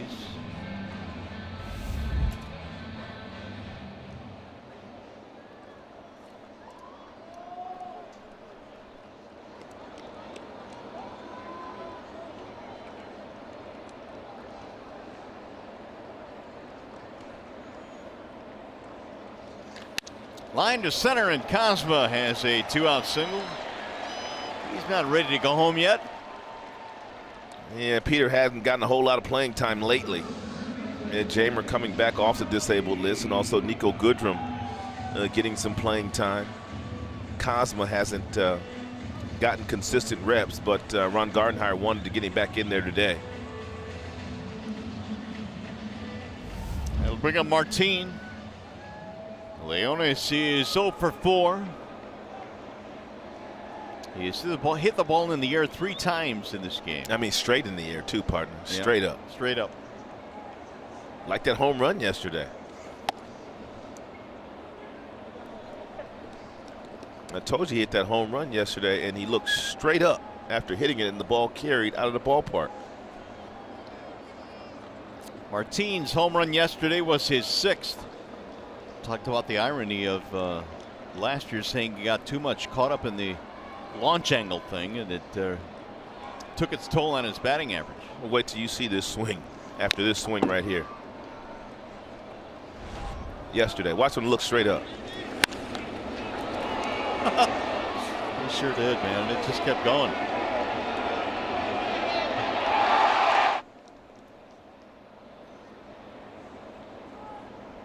He's thinking it's an out.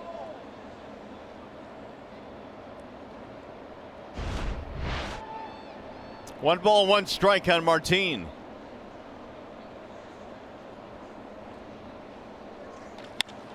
Drives this one in the air to center field. Long run for Young. Still going back. He looks up. One hop over the wall. It'll be a ground rule double, and they're going to send Cosmo back to third. 2-out, 2-base hit for Leones.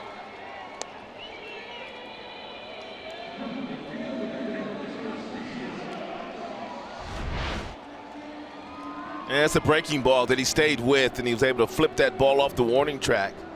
And that ball bounced into the Halos bullpen.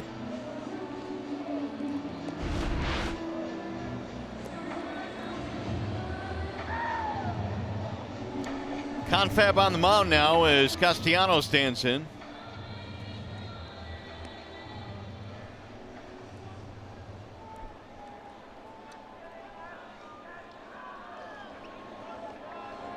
And Nicholas Castellanos loves to swing at the first pitch of any at-bat, especially with runners in a scoring position.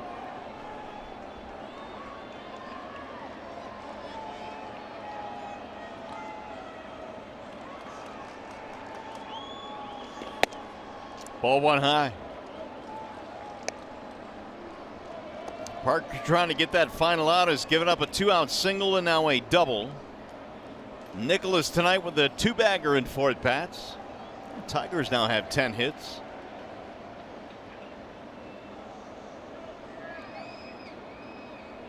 And that 3 spot that the Angels scored in the 8th inning kind of put this one away tonight.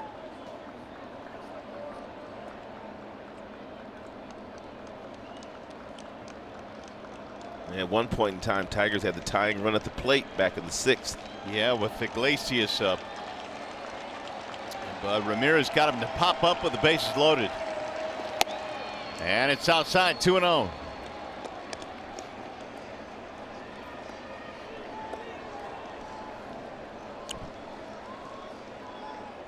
Mike Socha wants to see somebody throw a strike.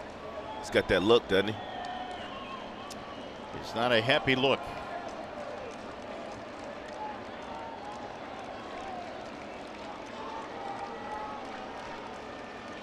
Here comes a 2-0.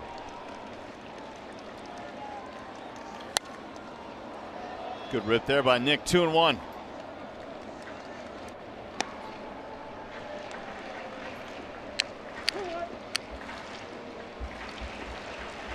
Parker replaced Ramirez, who gave them a couple of innings. Or Alvarez, rather, gave them a couple. Ramirez came on in the 6th. That Tropiano was taken out.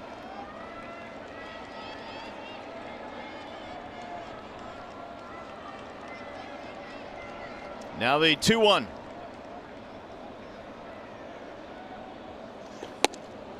Outside, 3-1 on Castellanos.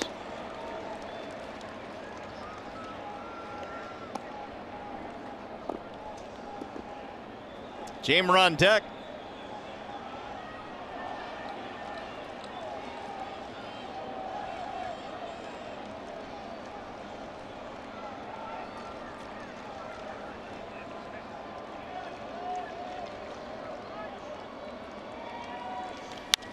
Fouled away now, 3-2.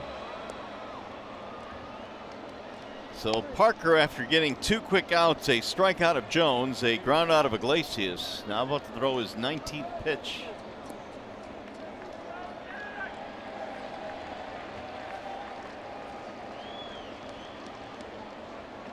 Ohtani against Fires tomorrow in Game 3, and then the finale happens on Thursday. Liriano and Heaney.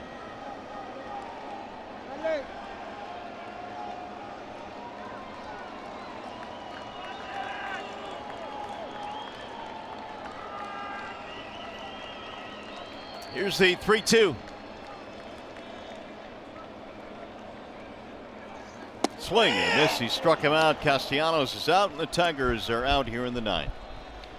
Final score tonight, 9-2 in favor of the Angels. Now we send you to the Call Sam Studios. Mickey York, Craig Monroe coming up with Tigers Live postgame.